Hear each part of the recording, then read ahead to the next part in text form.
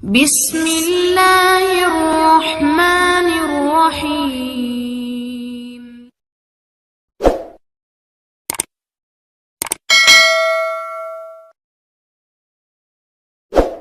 Jadi gampang sekali untuk menjadi orang soleh dalam apa? Islam. Kalau tidak bisa itu semua, kata Nabi, takufus syarroka anin nas, fa inna sodakotun minka ala nafsik. Kalau tidak bisa berbuat baik sama orang lain, yang penting tidak mengganggu orang lain. Terus kan enak seturu neng omah ngelamun bengak-bengok dhewe aja banter-banter tapi. Nak bengok-bengok banter-banter kan ganggu tonggo. Itu asal tidak ganggu orang lain, takufus syarroka anin nas. Kamu jangan sampai efek buruk kamu berakibat pada orang lain. Itu juga fa innaha shadaqatun minka ala nafsik, itu ya bagian dari sedekah kamu. Jadi ibadah itu gampang sekali, mudah sekali. Karena agama ini yuridu wa bikumul yusra wala yuridu bikumul usra. Agama ini mudah bukan sulit.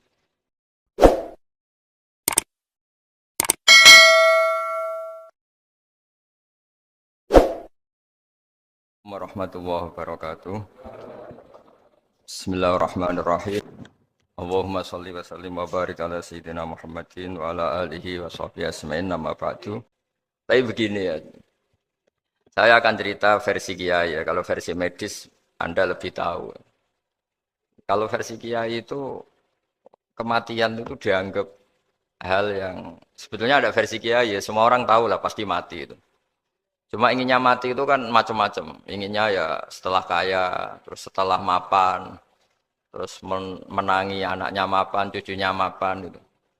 Terus itu pun sebetulnya ada siap mati juga, tapi ya tetap mati gitu. Jadi saya punya cerita, saya akan cerita yang lucu-lucu ya supaya enggak tegang ya menghadapi kematian. Dulu itu kroni itu ya sudah ada. Jadi Nabi itu ya punya kroni, tidak hanya pejabat. Nabi itu punya kroni. Nabi Sulaiman itu bisa terbang. Gitu. Ya mulai dulu manfaatkan angin. Jadi angin itu mulai dulu memang luar biasa. Dimanfaatkan orang sekarang mulai tenaga angin, pakai rem angin. Mulai dulu angin itu luar biasa. Nah itu teman dekatnya Nabi Sulaiman tuh ya agak sopan tuh bilang gini, itu Pak Nabi itu kalau nanti ada malaikat Israel saya pinjam anginnya supaya tidak bisa ngejar saya katanya. Jadi mulai dulu ndak hanya pejabat, Nabi pun ya punya teman yang agak-agak gimana itu. Suatu saat malaikat Israel disuruh nyabut orang, misalnya namanya siapa lah. Nanti saya sebut ada yang tepaan sama nanti tersinggung, ya semuanya siapa gitu. Yang jelas namanya ada Agus tidak Bambang karena bahasa Arab. Itu orang ini cabut di India. Nabi Sulaiman kira-kira ya di Palestina kira-kira itu. Si orang ini ternyata di dekat Nabi Sulaiman.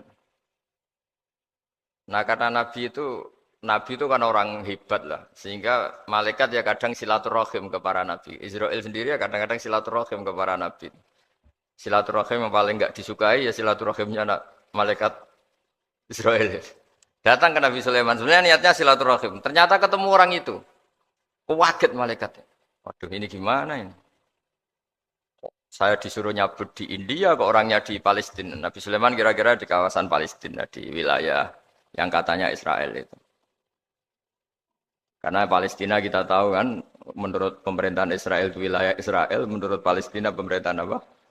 Palestina. Tapi Indonesia alhamdulillah sampai sekarang itu enggak mau atau tidak punya hubungan diplomatik dengan apa? Israel. Sehingga kita harus mengistilahkan Palestina untuk warga Indonesia. Kaget malaikat ini katanya disuruh nyabut di India kok ada di sini. Nah si kroni ini, si orang yang itu melihat malaikat Israel, entah kenapa kok dia bisa melihat itu. Mungkin punya kekuatan tertentu karena dekat Nabi. Kaget dia.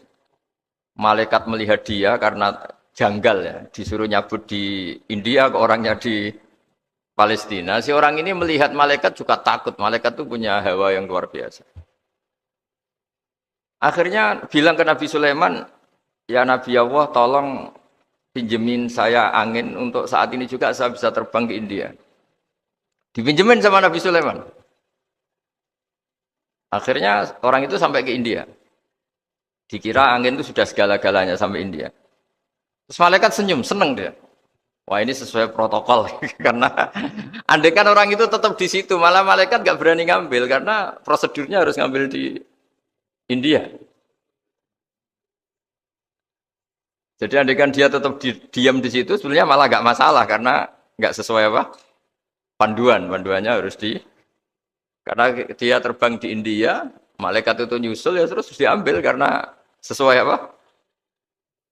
Ya sesuai perintah harus memang diambil di India. Nah, kemudian saya kan memang dipesenin untuk memperkuat apa ya nakes teman-teman semuanya lah pasien. Tapi saya cerita dimulai dari yang seperti ini saya sengaja karena memang ya hidup itu seperti inilah. Pasti kita semua akan mengalami kematian. Cuma inginnya kita ya hidup itu ya sehat. Ya terus kalau mati itu ya tidak punya utang karena berat nanti utang. Saya tidak tahu fikihnya itu. Kalau utang pribadi itu hisapnya berat. Kalau utangnya lembaga itu gimana ya? Dihitung salahnya direkturnya, apa dihitung salah karyawan yang minta naik apa? Gaji. Saya tidak tahu. Kayak utangnya Indonesia itu yang disalahkan itu menterinya apa presidennya. Apa yang selalu mengajukan gaji 13. Tidak tahu itu. Karena di kitab tidak dibicarakan. Yang dibicarakan utang-utang apa? Pribadi ya. Kalau yang utang-utang lembaga negara itu nanti tak tanyakan malaikat auditornya ini gimana cara apa? Itu yang disalahkan menterinya, apa presidennya, apa direkturnya, apa pengajuan proposal itu. Nah singkat cerita itu kalau ngadepin kematian atau sebenarnya yang ngadepi kehidupan juga kita ini. Inna sholati wa nusuki wa mahyaya wa mamati lillahi rabbil alamin. Saya bicara ilmunya kiai. Misalnya si A itu sebenarnya sudah ditulis dia mati karena kecelakaan. Yang satu ditulis mati karena sepuh, karena tua. Yang satu mati karena tersedak, yang satu mati karena ngelindur. Mungkin yang satu mati karena tenggelam. Sehingga sebetulnya andaikan kita melihat Loh Mahfud, kita ini ya naif. Saya berkali-kali ngaji bilang, kadang kita ini takutnya sampai angking takutnya dari motor ngelamun, gara-gara ngelamun gitu. Andaikan malaikat tuh kok suka bully, tawain gitu. Kamu catatannya kecelakaan kok yang kamu takuti apa? Covid. Yang sejarah misalnya kita pernah hidup menanamkan kebencian sesama terus ke bawah. Anak cucu kita dikandani jogeman cocok wong iku musuh bapakmu, mbahmu itu. Sehingga anak cucu itu dendamnya diwariskan. Wong dendam kok dia apa? Wariskan. Termasuk utang itu. Ketika kita jabat ingin rumah sakit ini mewah, pikiran yang kok isdadi, aku seleren semikir direktur berikutnya itu tidak tahu itu nanti hisapnya ke siapa. Saya ulang lagi ya. Maka dalam satu ayat dikatakan laqad kunta fi ghaflatin min hadza fakashafna anka ghita'aka fabasarukal yauma hadid. Manusia ketika di dunia itu dianggap tidur. Tidur itu dengan tanda kutip itu bodoh. Bodoh itu tidak tahu. Fakashafna anka ghita'aka. Nanti setelah kamu mati itu pinter. Tapi ketika Anda pinter sudah meninggal, sudah tidak bisa memperbaiki kesalahan-kesalahan kita. Nah, kenapa kita dikatakan sekarang ini tidur? Karena kita ini sering menyaksikan sesuatu yang sebetulnya tidak ada hubungannya dengan kita. Tidak ada hubungannya dengan kebutuhan kita. Misalnya kita ngelamun, berkhayal, ingin hidup kaya raya, sejahtera, jabat, orang lain anak buah semua. Ternyata itu nggak penting ketika kita di akhirat. Yang penting adalah Anda meninggal dalam keadaan menghamba kepada Allah Subhanahu wa Ta'ala. Saya berkali-kali ngaji kalau saya berkali-kali bilang, andai kan hati kita nanti direkam Allah, nanti di akhirat sudah direkam. Orientasi kita direkam nanti. Pak Agus misalnya ingin punya mobil, punya rumah mewah, punya apa. Terus orientasinya gitu.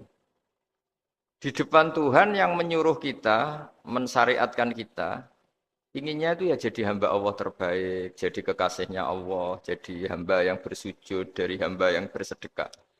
Jadi ini kan tidak sambung, ada cita-cita versi Allah yang dianjurkan Allah, yaitu bercita-cita jadi hamba yang soleh, yang bermanfaat, yang memanfaati orang banyak. Kemudian ini ada cita-cita yang hadzun nafsi, ingin mapan, semua orang anak buah. Hal-hal seperti ini tuh harus kita jaga, jangan sampai terjadi. Makanya di semua kitab pertama mendahulukan bab niat. Niat itu ya faman kana hijratu ila Allah wa rasuli fa hijratuhu ila Allah wa rasuli. Orang baik itu orang yang orientasinya itu menuju Allah Subhanahu wa taala. Lalu yang kurang baik adalah orang yang orientasinya itu ya harta, perempuan, pokoknya inginnya itu hal-hal yang kepentingan dirinya sendiri. Nah, lalu kenapa kita kadang tidak tahu? Ya tidak tahu itu karena tadi kita kalau tidak wiridan itu tidak punya efek samping kan. Tapi kalau kamu nggak punya uang kan terus lemes. Karena ngerti itu terus uang itu penting, wiridan tidak penting. Nah dari kesimpulan itu sebenarnya kita menjadi bodoh. Karena menjadi bodoh ketika Anda meninggal ternyata uang ini nggak penting, wiridan ini penting. Tapi tahu kita terlambat setelah kita meninggal. Nah di sini saya ingin mengingatkan apapun kondisi kita yang jelas itu ingat selalu kepada Allah Subhanahu wa taala. Caranya ingat gimana? Kata Nabi, kamu bayangkan musibah yang lebih ekstrim. Kamu akan tahu yang kamu alami itu ahwanu wa aisar. Yang kamu alami itu ringan sekali. Ringan seringan-ringannya. Saya beri contoh ya, kalau Anda belajar, kalau dalam bahasa pondok itu falak, mungkin kalau bahasa umum itu apalah ilmu apa. Misalnya orang ahli meteor, ahli apalah, ahli perbintangan. Ketakutannya pasti benda langit ini jatuh, kemudian menimpa bumi. Nanti kalau Anda ahli biologi itu takutnya bumi ini likuifaksi karena sumber daya alamnya sudah begitu dikeruk, dimanfaatkan. Nanti yang ahli teroris atau yang ahli ekstremis itu takutnya itu ada teroris. Yang ahli sosiologi takutnya Indonesia itu chaos. Kalau chaos ya saling bunuh, saling apa. Jadi semuanya ini ketakutan ini semuanya mengarah terhadap kematian. Kecelakaan lalu lintas ya menjadikan orang mati. Likuifaksi kayak kemarin di Sulawesi ya iya, gunung meletus, gempa, tsunami. Nah, ketakutan yang menjadikan kematian sebenarnya banyak. Kalau baru tsunami aja ya orang takutnya ke tsunami. Nanti kalau ada kematian gempa ya takutnya gempa. Kalau temanya COVID ya takutnya COVID. Terus kalau ada tetangga mati karena ngelindur ya baru gue ger nak turu hati-hati nggak nak mati ngelindur. Jadi nah masalahnya kan kita tidak tahu, nggak tahunya itu ya tadi takutnya COVID ternyata catatannya itu mati kecelakaan. Takutnya kecelakaan ternyata matinya itu ngelindur. Kan kita tidak pernah tahu. Dari tidak pernah tahu itu kemudian agama datang dengan anjuran sudahlah kamu tawakal bahwa semua urusan kamu di tangan Allah Subhanahu wa taala. Inna sholati wa nusuki wa mahyaya wa mamati lillahi rabbil alamin la syarikalah. Yes, ibadah kita, salat kita, hidup kita, mati kita semua di tangan Allah Subhanahu wa taala. Sehingga dengan berpikir begini ini melihat COVID itu ya kayak melihat potensi kematian yang lain kayak karena gempa, likuifaksi, kecelakaan, karena ngelindur, karena macam-macam. Kenapa saya membuat apa atau menyarankan ya supaya orang berpikir demikian, supaya bersyukur bahwa kita ini dihimpit, disekelilingi penyebab kematian tadi. Kalau kita ahli meteorologi mungkin takutnya itu asteroid jatuh, terus kemudian meteor jatuh yang nggak habis digesek oleh sistem alam, terus macam-macam. Yang ahli gempa juga takutnya gempa, yang ahli tsunami takutnya tsunami, yang ahli sosial takutnya Indonesia chaos, kemudian saling apa? Bunuh, saling apa dan sebagainya dan sebagainya. Nah dengan keadaan seperti ini kita ini baik sekali. Bukan sekedar baik, baik sekali. Kita tidak mengalami chaos sosial, kita tidak mengalami likuifaksi, kita tidak mengalami benturan benda langit di bumi kita. Karena itu sekali terjadi, bukan satu dua lagi, tapi habis seluruh Indonesia, mungkin seluruh dunia. Nah di sini cara Allah membuat kita selalu bersyukur bahwa hal-hal itu tidak terjadi. Jadi ada sebuah ayat yang Allah selalu mengingatkan, Aamin tuman fis sama ayyakhsifa bikumul ardo fa idza hiya tamur. Kamu boleh sekali-kali berpikir, bumi ini justru potensinya itu likuifaksi, potensinya itu hancur karena di bawah itu ada magma, ada apa minyak, ada macam-macam. Ini kan di bawah ini kan ngerongkong cara Jawa itu karena diambilin terus. Piro-piro diambil ya ini ya ono masih bisa dipakai. Belum sistem bumi sendiri, wafil ardi kita mutajawirat, bumi sendiri itu berupa lempengan-lempengan. Setiap saat itu potensinya geser, sekali geser ya jadi gempa itu. Terus belum benda langit yang potensinya juga jatuh, sekali jatuh ya habis kita. Jadi yang kita ini dikepung sekian potensi yang bisa menghancurkan kita. Tapi nyatanya, mulai Nabi Adam sampai sekarang itu ada kehidupan, ada khayal. Sing Joko yang kepengen payu rabi, mungkin sing wis payu rabi ya mbah kepengen mbah roh. Macam-macam lah. Tapi yang jelas itu wong dikepung kematian kok ya khayalnya masih tinggi gitu. Lah enggak pernah ngayal ya orang yang utang ditagih itu, gak kober ngayal. Soalnya wedine tanggal kredit itu. Tapi ini saya cerita supaya orang Indonesia itu ngerti lah bahwa yang ngepung kita itu tidak hanya Covid. Banyak. Makanya orang Arab itu kalau ngendikan itu wa man lam yamut bisayfi mata bi khairihi ta'addadatil asbab wal maut wahidu. Karena orang Arab itu kan dulu Arab sebelum Islam itu kan satu kabilah nyerang kabilah yang lain. Wah itu kan harus butuh orang-orang tangguh karena dulu sistem rezekinya ya kayak sistem Indonesia dulu lah. Kerajaan ini nyerang ini supaya satu kerajaan punya eksistensi harus mengalahkan kerajaan yang lain. Bahkan cerita-cerita itu sama lah di Indonesia di mana-mana. Nah itu pemuda-pemuda yang gagah berani itu karena punya pegangan tadi. Wa man lam yamut bisayfi toh mata biwirihi. Kalau kamu tidak mati di medan perang ya tetap aja mati juga. Sehingga mereka kendel gitu kata cerita orang dulu. Ta'addadatil asbab wal maut wahidu. Sebab kematian bisa macam-macam, tapi kesimpulannya tetap saja namanya mati. Lalu Islam itu mengajarkan aksiru min dzikri hadhimil ladzat. Kamu harus banyak ingat mati. Tapi uniknya Islam itu menyuruh ingat mati itu disuruh justru semangat hidup. Karena kita butuh bekal itu. Jadi kalau kamu ingat mati itu jangan terus loyo, terus nunggu takdir mati itu enggak, malah disuruh semangat. Nah, tenaga medis semangat mengobati pasien, yang pasien juga semangat mensupport dirinya supaya punya keberanian hidup. Orang Jawa nunggoni anak, nunggoni putu. Kalau saya sebagai kiai ya nunggoni santri, nunggoni umat. Jadi ingat mati itu justru dengan cara mencintai hidup. Karena hidup ini adalah bekal kita untuk sanggup ketemu Allah Subhanahu wa taala. Kadang-kadang bekal itu mudah sekali. Ada orang nakal gara-gara minumin anjing yang baru haus, sama Allah dimaafkan. Ada orang yang pulang dari tempat kerjanya, ada duri di tengah jalan, disikirkan takut kena orang, diampuni Allah, akhirnya menjadi ahli apa? Surga. Ada orang yang kerja untuk orang tuanya, kemudian orang tuanya dicukupin menjadi ahli surga. Bahkan ada ahli surga itu ceritanya itu, tapi ini jangan dicoba. Ada orang sudah jelas niat, nyon sewu niat zina. Sudah tinggal itu terus mikir dia saat itu takut Allah gak jadi, barokahnya gak jadi langsung dia jadi ahli surga. Sarannya gak jadi loh ya, tapi ya tidak usah dicoba. Itu kalau keterusan masalah. Jadi Islam itu menganjurkan ingat mati, tapi justru dengan cara mencintai kehidupan. Karena yang jadi referensi Allah nanti di akhirat adalah perilaku kita, amal kita zaman apa? Hidup. Jadi disuruh ingat mati, tapi justru dengan cara sangat mencintai apa? Kehidupan. Lalu yang dinamakan kehidupan itu apa? Ya kita-kita ini. Ada yang mengkhidmati agama, mengkhidmati orang sakit, mengkhidmati itu ya berbakti, membantu. Ada yang nata lalu lintas, ada yang nata keamanan, kayak Pak Polisi, ada yang nata keuangan, kayak Kemenku. Macam-macam. Semuanya harus kita cintai, profesi-profesi yang oleh Islam dianjurkan untuk kita nekuni itu. Jadi saya mohon lewat cerita ini orang itu tidak fokus takut Covid. Kasihan Covid kan jadi tersangka pembunuh sini.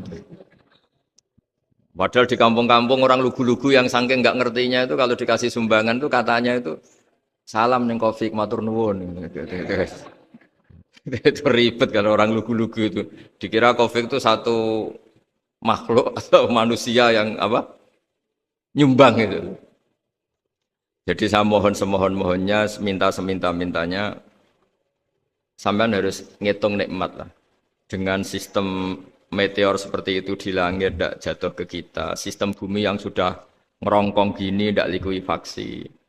Terus di dunia ini banyak kimia, banyak racun. Itu kalau misalnya meledak, kemudian dibawa angin, mungkin matinya lebih massal. Ternyata semua itu nggak terjadi. Artinya nikmat yang sekarang kita dapatkan, kita nikmati sekarang tuh jauh lebih besar ketimbang ketakutan kita. Nah, ini Islam selalu menganjurkan fazkuru ala Allah la'allakum tuflihun. Selalu ingat sisi-sisi nikmatnya Allah. Kamu jangan hanya sisi wah kita dikepung Covid, kita punya istri judes, punya anak enggak nurut, punya atasan sadis, punya anak buah enggak loyal. Kalau gitu terus ya kamu enggak berani hidup. Yang diingat masalah. Itu salah, hidup seperti itu salah menurut Islam. Yang Islam menganjurkan fazkuru ala Allah. Kamu ingat sisi-sisi nikmatnya Allah, bukan sisi-sisi kita hidup itu diuji. Saya punya sekian cerita ulama-ulama yang unik, yang punya nasihat itu. Jadi ada orang kaya raya dulu temannya banyak, anak buahnya banyak. Suatu saat dia miskin terus gak ada yang berkunjung. Terus dia ngeluh, curhat ke ulama itu. Ketika saya kaya yang berkunjung banyak, ketika saya miskin kok nggak ada yang berkunjung. Kurang ajar betul teman-teman saya. Terus kata kiai itu lucu kalau yang ada nih. Ya bagus gitu dong ketika Anda miskin sudah ada yang berkunjung. Loh kok bisa? Ya misalnya kamu sekarang jadi buruhnya orang, pas disuruh-suruh, dibentak-bentak, terus teman kamu udah datang, malah kamu jadi tontonan. Toh. Mendingan nggak udah datang, jadi kamu ketika buruh orang nggak malu, karena teman-teman kamu sudah tidak datang. Ya alhamdulillah kalau gitu ya. Jadi dulu satu hal yang dia dulu nganggap problem, loh ya kan kalau kamu misalnya dulu kaya temannya banyak jabat terus yang takut banyak. Ketika sudah miskin yon sawu jadi buruhnya orang disuruh-suruh terus teman kamu tetap do datang. Siap nggak ada? Siap datang apa siap tidak datang? Lebih siap tidak datang sebetulnya kan? Karena nggak jadi tonton. Akhirnya dia sadar. Ya gitu kalau dikeluhin istri saya ini judes ya sering marahin gini-gini. Ya bagus dong marahin kamu. Kalau marahin tetangga malah masalah. Coba kamu punya istri kalau marahin orang lain pusing enggak? Mendingan marahin. Jadi pokoknya dilatih terus. Lama-lama dia bersyukur. Nah termasuk cara kita melihat kehidupan. Ada doa Rasulullah SAW yang luar biasa, ya Allah, jadikan kehidupan ini sebagai penambahan saya untuk berbuat baik. Wal mau tarohatan li min kulli syarrin. Kalau saya engkau takdir mati, ya anggap mawon ini mati itu berakhirnya semua potensi keburukan saya. Orang itu kan potensinya dua, buruk betul atau potensi buruk. Mungkin sekarang kita tidak korupsi, tapi saja suatu saat kita korupsi. Mungkin sekarang kita tidak salah, suatu saat potensi salah. Dan mati itu mengakhiri itu semua. Makanya saya berkali-kali cerita kalau ngaji, kalau orang-orang alim NU itu kalau ada bajingan mati tetap dia seksa ini baik dia. Itu tetangganya enggak mau semua. Wong bajingan kok darani baik. Tapi kiainya ngotot. Harus disaksikan kalau ini baik. Akhirnya mereka bilang ya baik-baik. Padahal di hati kiainya sudah tidak bisa garong lagi, tidak bajing lagi. Ya baiklah gitu. Jadi sehingga orang-orang soleh itu melihat hidup itu ya biasa, melihat mati itu biasa. Karena hidup adalah sarana kita menambah kebaikan dan mati adalah akhir dari segala keburukan kita atau potensi keburukan kita. Jadi Islam itu mengajarkan kita gimana menghadapi kehidupan, juga gimana menghadapi apa? Kematian. Jadi saya ulang lagi itu ajaran-ajaran Islam yang luar biasa. Jadi ij'alil hayata ziyadatan li fi kulli khairin wal mauta rohatan li min kulli syarrin. Jadi hidup menambah kebaikan, kalau kita mati anggap saja mengakhiri semua buruk kita kalau kita sedang buruk atau potensi keburukan. Saya cerita ringan tapi supaya diingat-ingat.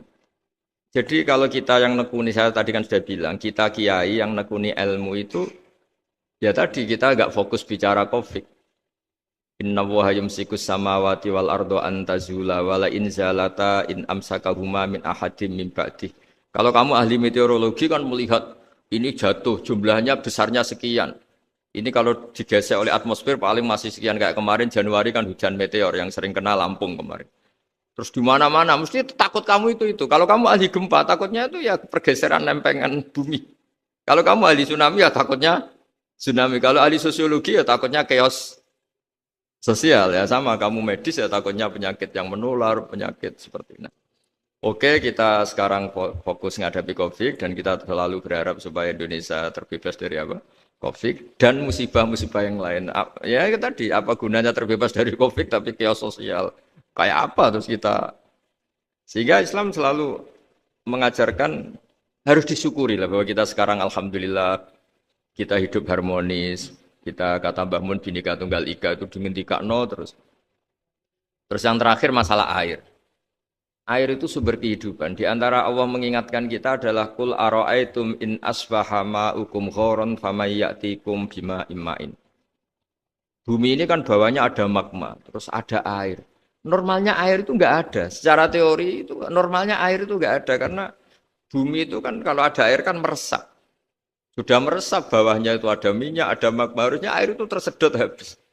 Tapi orang saking angkuhnya, saking cueknya, ngira air itu malah potensinya itu abadi. Sebetulnya kalau menurut teori alam, air itu gampang hilang kan, diletakkan di bumi ya bumi itu meresap. Nanti bawahnya itu ada minyak, ada sebagian ada magma, ada macam-macam lah. Jadi potensi air itu harusnya nggak ada malah kalau melihat sistem itu. Tapi karena Allah saking rahmannya, air ini dijaga sedemikian rupa tetap ada. Kalau melihat sistemnya kan normalnya malah nggak ada. Makanya Allah selalu mengingatkan, in asbahama ukum ghoron. Suatu saat air yang kamu pakai, yang jadi sumber kehidupan itu bisa saja tahu-tahu hilang. Mungkin tersedot oleh panas bumi atau corong Jawa niku nyeresep entek atau gimana lah cara Allah menghilangkan. Fama ya'tikum bima immain. Lalu siapa yang bisa mendatangkan air itu lagi? Ini kata para hafid, ini yang kata guru-guru ya termasuk yang dikatakan Pak Mukhtar ini. Nanti orang harus ngendikan menjawab Allahu Rabbul Alamin. Hanya Allah sendiri yang bisa mengatur air ini selalu ada. Ya, coba kalau kamu pikirkan air kamu sokkan di bumi kan mesti langsung hilang, meresap ke bumi. Bumi ada bawahnya lagi, ada bawahnya lagi. Dan mungkin bukan yang paling bawah mungkin tomak, harusnya itu enggak ada.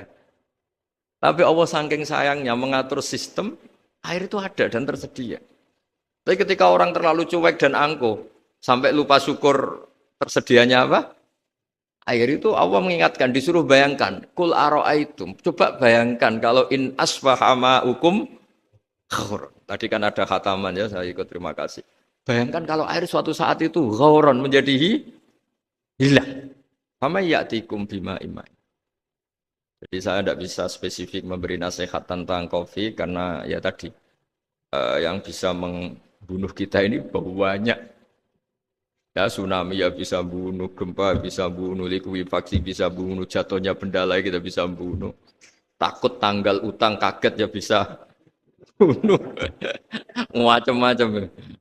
Semacam-macam lah ngelindur ya. Kemarin mudik aja yang sebelum tertata rapi aja mudik aja berapa kemarin kalau ada apa mudik Lebaran yang tahun berapa 3 tahun yang lalu apa 4 tahun yang lalu dulu. Jadi saya mohon ketakutan kita adalah yang hakikat adalah takut jadi hamba yang tidak baik. Itu yang harus jadi ketakutan sejati. Takut kita di mata Allah tidak jadi hamba yang baik sehingga kita jauh dari Allah Subhanahu wa taala. Karena cita-cita terbesar kita dan cita-cita terbaik kita adalah jadi hamba yang diridhoi Allah Subhanahu wa taala. Sebaliknya ketakutan kita sejati adalah takut su'ul khotimah, takut jadi hamba yang tidak baik. Kita inginnya adalah assalamu alaina wa ala ibadillahis sholihin. Yang berhak mendapat keselamatan dunia akhirat adalah orang-orang atau hamba-hamba yang soleh. Ya tadi untuk menjadi soleh itu gampang di Islam itu. Tenaga medis, nolong pasien ya ibadah. Pasien husnudzon sama dokter ya ibadah. Mengelola hidup, ingin hidup ya ibadah. Anak ngurus istri, pokoknya anak yang ngurus keluarganya juga ibadah. Semuanya itu di Islam itu asal tidak maksiat itu dianggap apa?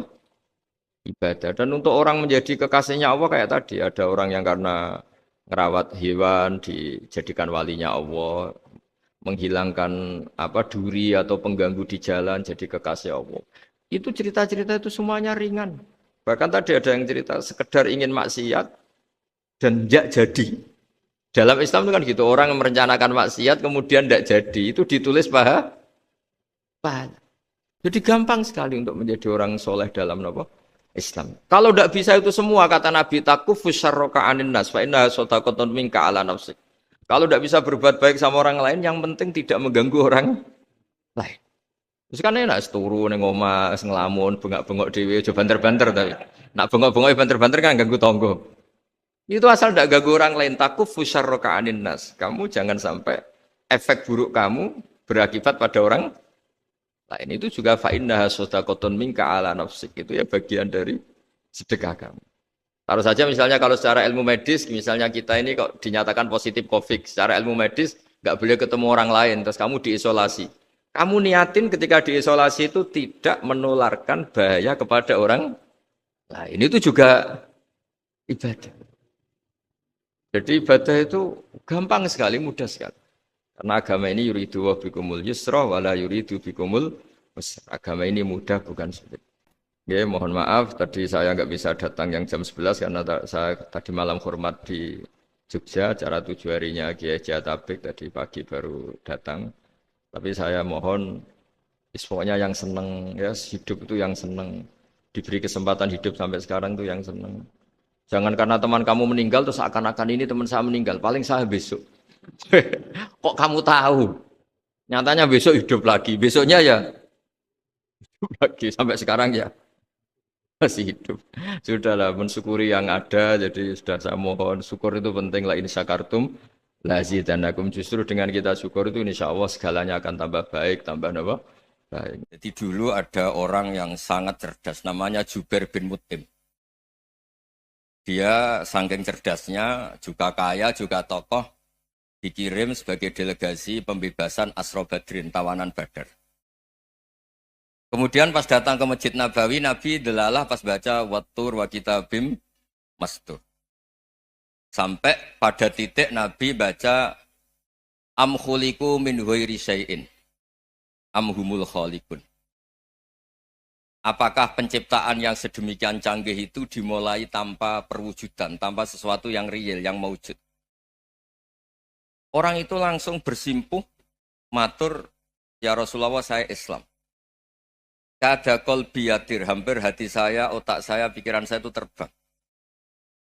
Karena logika yang dibangun ateisme misalnya, kalau alam raya ini dimulai dari nihilisme, berarti logikanya apa? Al-adamu yakhluqu maujudan. Alam raya ini kan maujud, maujud itu ada. Kalau yang lebih dulu itu ketiadaan, berarti ketiadaan menjadi sebab kewujudan. Kalau dalam bahasa Arab itu al-adamu yakhluqu maujudan, sesuatu yang harusnya nggak jadi faktor karena ketiadaan menjadi faktor sesuatu yang nyata. Itu kan nggak masuk akal. Ya, kalau alam raya ini ada al-adam sing yasbiku maujudan, berarti alam raya ini al-adamu yakhluqu maujudan, sesuatu yang tidak ada menciptakan yang ada. Dengan logika itu terus kita ngaji. Diajari sama guru-guru kita, sifat dasar Allah itu maujud. Wallahu maujudun qadimun. Terus masuk.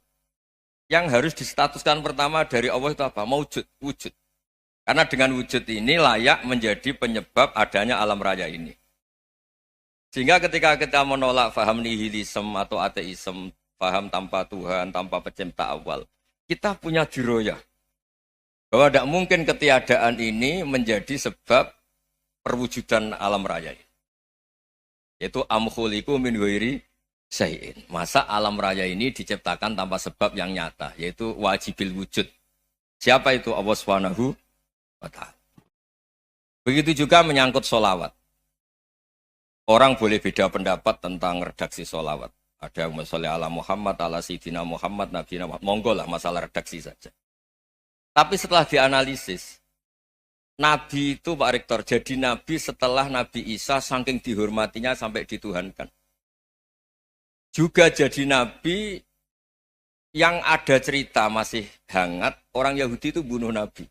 Jadi yang satu mendudukkan Nabi sedemikian tinggi sampai kayak Tuhan, yang satu menjatuhkan Nabi sedemikian rendah sampai dibunuh. Kayak apa susahnya jadi Nabi Muhammad SAW. Kemudian dengan gampang, Hadaddin agama ini bikin syariat yang bernama sholawat. Redaksinya monggo lah sesuai tradisi masing-masing. Allahumma sholli ala Muhammad, Allahumma sholli ala Sayyidina Muhammad, ala Nabiyina Muhammad mongkol. Tapi yang jelas redaksi ini kalau di diroyah dikaji, Allahumma itu Tuhan, Tuhan itu pemberi. Wa Muhammadun wa in jalla qadruh abdun min ibadi. Muhammad apapun tinggi derajatnya tetap berstatus hamba. Sehingga agama ini terjaga oleh syihotus sholawat. Agama ini terjaga oleh redaksi sholawat. Yaitu Allah tetap pemberi sebagai Tuhan yang enggak tersaingi, la syarikalah. Rasulullah Muhammad wa in jalla qadruh, apapun prestasinya, bisa mi'raj, bisa apa saja, tetap seorang hamba yang butuh muhtajun ila rahmatih. Jika redaksi Allahumma sholli ala Muhammad ini mengukuhkan yang Tuhan tetap Tuhan, hamba pilihan tetap hamba pilihan. Tentu dengan redaksi ini kemudian kita mendudukkan Nabi benar-benar posisi terhormat. Yaitu orang yang paling berhak dapat askat tahiyat, mendapat penghormatan Allah paling tinggi, yaitu Rasulullah Muhammad SAW. Dan itu diulang-ulang oleh Allah. Subhanalladzi asra bi'abdi. Status hamba ini diulang. Lagi-lagi ini bernama diroyah. Bernama apa? Contoh ketiga misalnya fihi ayatum bayinatum maqamu Ibrahim. Dulu orang Yahudi itu ada diskusi masif. Syaratnya Nabi itu mbah-mbahnya harus Nabi. Harus keturunan Nabi. Kemudian semua Nabi rata-rata di Palestina, di Syam. Lalu Muhammadnya asal-usulnya dari mana? Tahu-tahu orang Arab kok Nabi, padahal orang Arab itu dulu jahiliyah. Walhasil terus diceritakan, bukti Muhammad ini turunan Ibrahim adalah ada jejak kaki Nabi Ibrahim di dekat apa? Ka'bah. Fihi ayatum bayinatum maqamu Ibrahim. Kalau Nabi Ibrahim pernah di Mekah, artinya beliau pernah meninggalkan turunan yang di Mekah, yaitu bernama Nabiuna Muhammadun sallallahu alaihi wasallam. Itu disebut fihi ayatum bayinatum maqamu Ibrahim. Nah, itu namanya diroyah. Diroyah itu satu perilaku keseharian kita beragama, kemudian tahu logikanya. Yang keempat misalnya, mangkana yu'minu billahi wal yaumil akhir falyukrim apa? Jaro. Orang yang iman karena Allah dan Rasul, maka memuliakan tetangganya. Andaikan pakai hukum sosial, tentu kalau tetangga kita baik, kita baik. Kalau kurang baik, kok kurang penggawean kan gitu. Tapi dulu itu pernah ada seorang ulama itu dibully ya, dikerjain sama anak muda tetangganya. Pak Kiai datang ke rumah saya, orang ini datang. Kemudian setelah di rumahnya, saya tidak jadi butuh sama Pak Kiai, silahkan pulang. Itu Kiainya senyum menikmati. Dan itu terulang 3 kali. Dibully seperti itu, dikerjain terulang 3 kali. Lalu tetap kiainya tuh asik, seneng sekali. Lama-lama muda ini tanya, kenapa engkau tidak tersinggung? Padahal saya kerjain sampai 3 kali. Tak undang, terus tak suruh pulang. Tak undang, tak suruh pulang. Kata kiai tadi, yang memerintahkan baik sama tetangga itu Allah. Jadi saya nikmati ketika bisa baik sama Anda. Tidak ada urusannya dengan perilaku Anda yang menolak saya.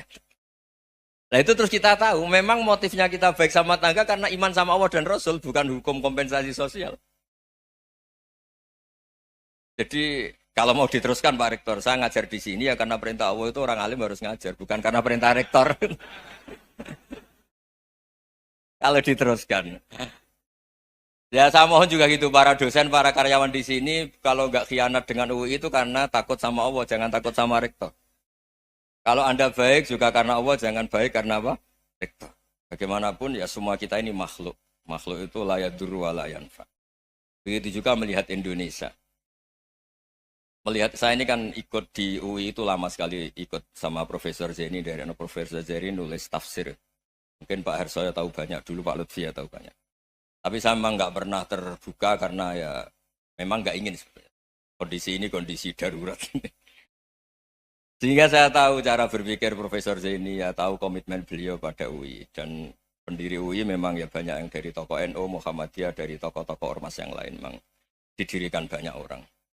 Hingga UI memang nggak milik ormas apa tertentu. Dari satu sisi memang baik, nggak dikuasai ormas tertentu. Tapi nanti kalau keterusan ya nggak berbentuk. Ya sudahlah dikelola saja. Sambil-sambil jelas, sambil-sambil kadang nggak jelas. Yang penting ikhlas tadi. Karena kalau terlalu asobia itu jadi repot.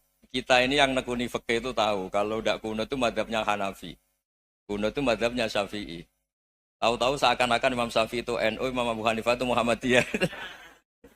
Padahal ini orang-orang yang sebelum NU dan apa? Ahmadiyah. Jadi kalau kita yang nekuni ilmu itu biasa saja dengan perbedaan.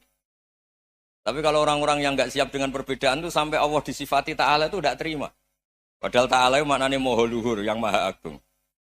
Jadi ada seorang kiai kebetulan pidato pertama Pak Rektor. Assalamualaikum warahmatullahi ta'ala wabarakatuh. Ilmu balik kedua ini nggak terima karena itu dianggap bid'ah ada Ta'ala. Hanya dia bilang Assalamualaikum warahmatullahi ta'ala wabarakatuh.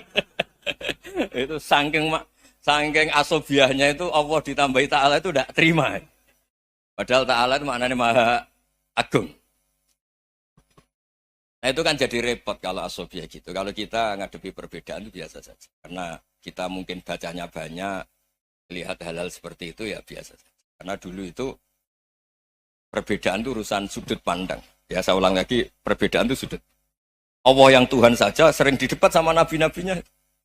Karena urusan sudut pandang apa? Saya beri contoh ya. Suatu saat Khalilur Rahman Ibrahim itu saatnya meninggal sama Allah, Israel disuruh. Israel itu Ibrahim saatnya meninggal, ambil nyawanya. Setelah datang ke Ibrahim, ya Khalilur Rahman Ibrahim, saya disuruh nyabut nyawa Anda. Itu Israel dipaksa mikir sama Ibrahim. Hal ra'aita khalilan yumitu khalilah. Kamu tahu orang yang mencintai kemudian bunuh yang dicintai. Itu logika agak benar. Akhirnya Israel kan nggak biasa debat, kan nggak dilatih debat, nggak pernah ikut lomba UI debat ilmiah. Dia taunya nyambut nyawa aja. Kembali ke Allah. Ya Allah, kata Ibrahim, hal ra'aita khalilan yumitu khalilah. Masa kekasih bunuh yang dicintai ya. Tapi kata Allah santai. Bilang ke Ibrahim, hal ra'aita habiban yakrahu ayyalqa habibah. Masa katanya dia cinta saya, kemudian ketemu saya tidak berani. Israel mater lagi. Logikanya gini Ibrahim, masa yang dicintai sama yang ketemu yang dicintai nggak berani. Ya udah ketemu aja. Katanya yang meninggal itu. Artinya kamu bisa saja GR tidak mati-mati karena merasa dicintai. Atau ingin mati karena mencintai. Nah maksud saya, dalam hal-hal seperti ini orang UI pasti nggak jelas. Katanya cinta Allah suruh mati ya nggak mau. Nggak jelas kan? Dibilang nggak cinta juga nggak mau. Tapi dibilang cinta kalau ukurannya mati juga nggak mau. Nah, tapi dalam banyak hal nggak jelas itu penting Pak Rektor. Penting sekali. Buatan guyon. Saya beri contoh sekian ilmiah, nggak jelas itu penting. Rasulullah Shallallahu Alaihi Wasallam itu dalam banyak hal itu disuruh Allah, memang disuruh supaya ngambil sikap seperti itu. Karena Allah itu punya otoritas penuh untuk bikin orang itu baik atau tidak baik. Wahsy itu yang membunuh Sayyid Hamzah, orang paling dicintai Nabi, di antara yang dicintai Nabi. Qatalahu Wahsyun, dibunuh oleh Wahsy. Nabi secara basarnya itu gak suka sama Wahsy. Sampai cara lahir ya, ingin corong Jawa, ingin masuk nol. Tapi apa kata Allah? Laisa laka minal amri syai'un aw yatuba alaihim aw yu'adziba. Itu tidak wilayah kamu Muhammad. Malah Wahsy dikasih tobat sama Allah. Khalid bin Walid. Itu perang Uhud kalah, itu karena ide brilian Khalid bin Walid. Pas itu masih panglima kafir. Yaitu pura-pura kalah, ghanimah dilepas, sahabat turun, pasukannya naik, walhasil orang Islam kalah. Khalid bin Walid akhirnya juga masuk Islam. Orang yang secara basariah Nabi itu gak siap. Kebalikannya juga ada. Sa'labah itu orang sampai tempat gelar Hamamatul Masjid. Ini pas ngaji mesti ingat. Salam. Dia di masjid terus. Setiap habis salam tuh lari karena istrinya nyuwun sewu masih berpakaian yang tidak pantas. Kenapa engkau terburu-buru pulang? Pakaian yang dipakai istri saya sekarang saya pakai. Ya pakaian sarung itu kayak Pak Rektor kan fleksibel. Ini khusus mau Ramadan, tidak akan sarungan terus, gak usah khawatir. Jadi ini tadi sudah perjanjian. Saya yang kiai celananan, beliau yang rektor pakai sarung. Jadi iya. Supaya itu barter madhab. Tapi hanya sekali ini aja, bukan. Jadi jangan diharapkan ini jadi tontonan terus-menerus. Dan ini barter madhab. Saya sama Profesor Kores juga sering gitu. Saya pakai sarung yang dihadiahi beliau pakai sarung yang dihadiahi saya. Memang itu tradisi Islam.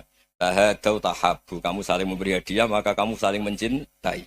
Bukan riswah, bukan riswah. Walhasil terus Sa'labah ini buat saya didoakan Nabi supaya saya kaya, supaya tidak sering ganti-ganti pakaian seperti ini sama istri saya. Jangan-jangan kamu miskin itu lebih baik. Ngotot minta didoakan. Didoain Nabi kaya, terus lama-lama ninggal sholat, ninggal jamaah. Itu Allah belum tersinggung.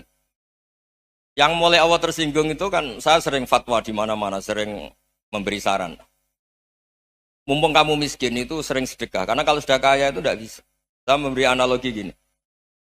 Kalau saya masih santri miskin, punya uang 100.000, diminta guru saya 50 tak kasihkan. Padahal itu 50%. Punya 2 kambing kurus, diminta guru saya 1 pasti tak kasihkan. Padahal itu 50%. Jadi kalau punya sapi Brahman atau sapi limusin yang harganya itu 100 juta, punya 2, diminta 1 boleh enggak? Enggak boleh. Saya punya motor butut 2, diminta teman saya 1 boleh. Tapi kalau Davidson Harley itu enggak boleh. Nah, walhasil itu kalau kita miskin, misalnya kita zaman kuliah atau zaman mondok atau zaman apa saja, punya uang 100.000, narik temannya sampai 50.000 kan biasa. Tapi setelah 1 miliar, berani enggak kamu kasihkan 500 juta? Sama-sama 50%. Enggak kan? Nah salah apa gitu, ketika zakat masih per 40 kambing, 1 kambing, itu sebenarnya kan masih ringan. 41, 82. Kambingnya itu sudah mabenal jabalen. Barang dihitung zakat karena sudah ribuan, jumlahnya sampai 400 kambing. Banyak lah pokoknya. Terus kata Salabah, ini pemerasan. Karena jumlahnya besar. Allah tersinggung karena nabinya dianggap narik zakat itu dianggap khorat, dianggap pemeras. Allah tersinggung kemudian fa'aqobahum nifakon fi qulubihim ila yaumil. Dia ditegur munafik. Semenjak itu terus tadi kembali gak jelas tadi. Barkohnya gak jelas itu menjadi orang tuh bijak. Ini sekarang nakal, jangan-jangan nanti jadi orang baik. Yang sekarang baik, jangan-jangan suatu saat jadi tidak baik. Semua orang introspeksi. Gak ada jaminan kalau kita sekarang baik akan baik terus. Gak ada jaminan kalau kita sekarang buruk akan buruk terus. Sehingga terus banyak kiai-kiai bijak itu memang lahirnya gak tegas. Tapi gak tegas itu yang menjadikan bijak. Karena sama-sama mungkin. Itu yang disebut laisa laka minal amri syai'un aw yatuba alihi mau yu'adzibum. Itu tidak wilayah kamu. Ketika Allah mengomentari orang munafik juga wa yu'adzibal munafiqina insya'a aw yatub. Bisa saja ada yang disiksa, bisa saja ada yang dikasih tobat. Karena pola yang kita analisis itu semuanya menurut kita. Bukan menurut kemaslahatan orang apa? Banyak. Saya punya sekian contoh cerita. Orang yang sowan kiai baik-baik, mungkin bawa gula atau salam tempel, tidak tahu lah. Itu tidak mesti jadi wali. Tapi Kali Jogo yang kenal Sunan Bonang, itu kenalnya itu karena ingin begal. malah jadi wali. Tapi tidak usah dicoba. Umar itu nyari Nabi itu mau dibunuh.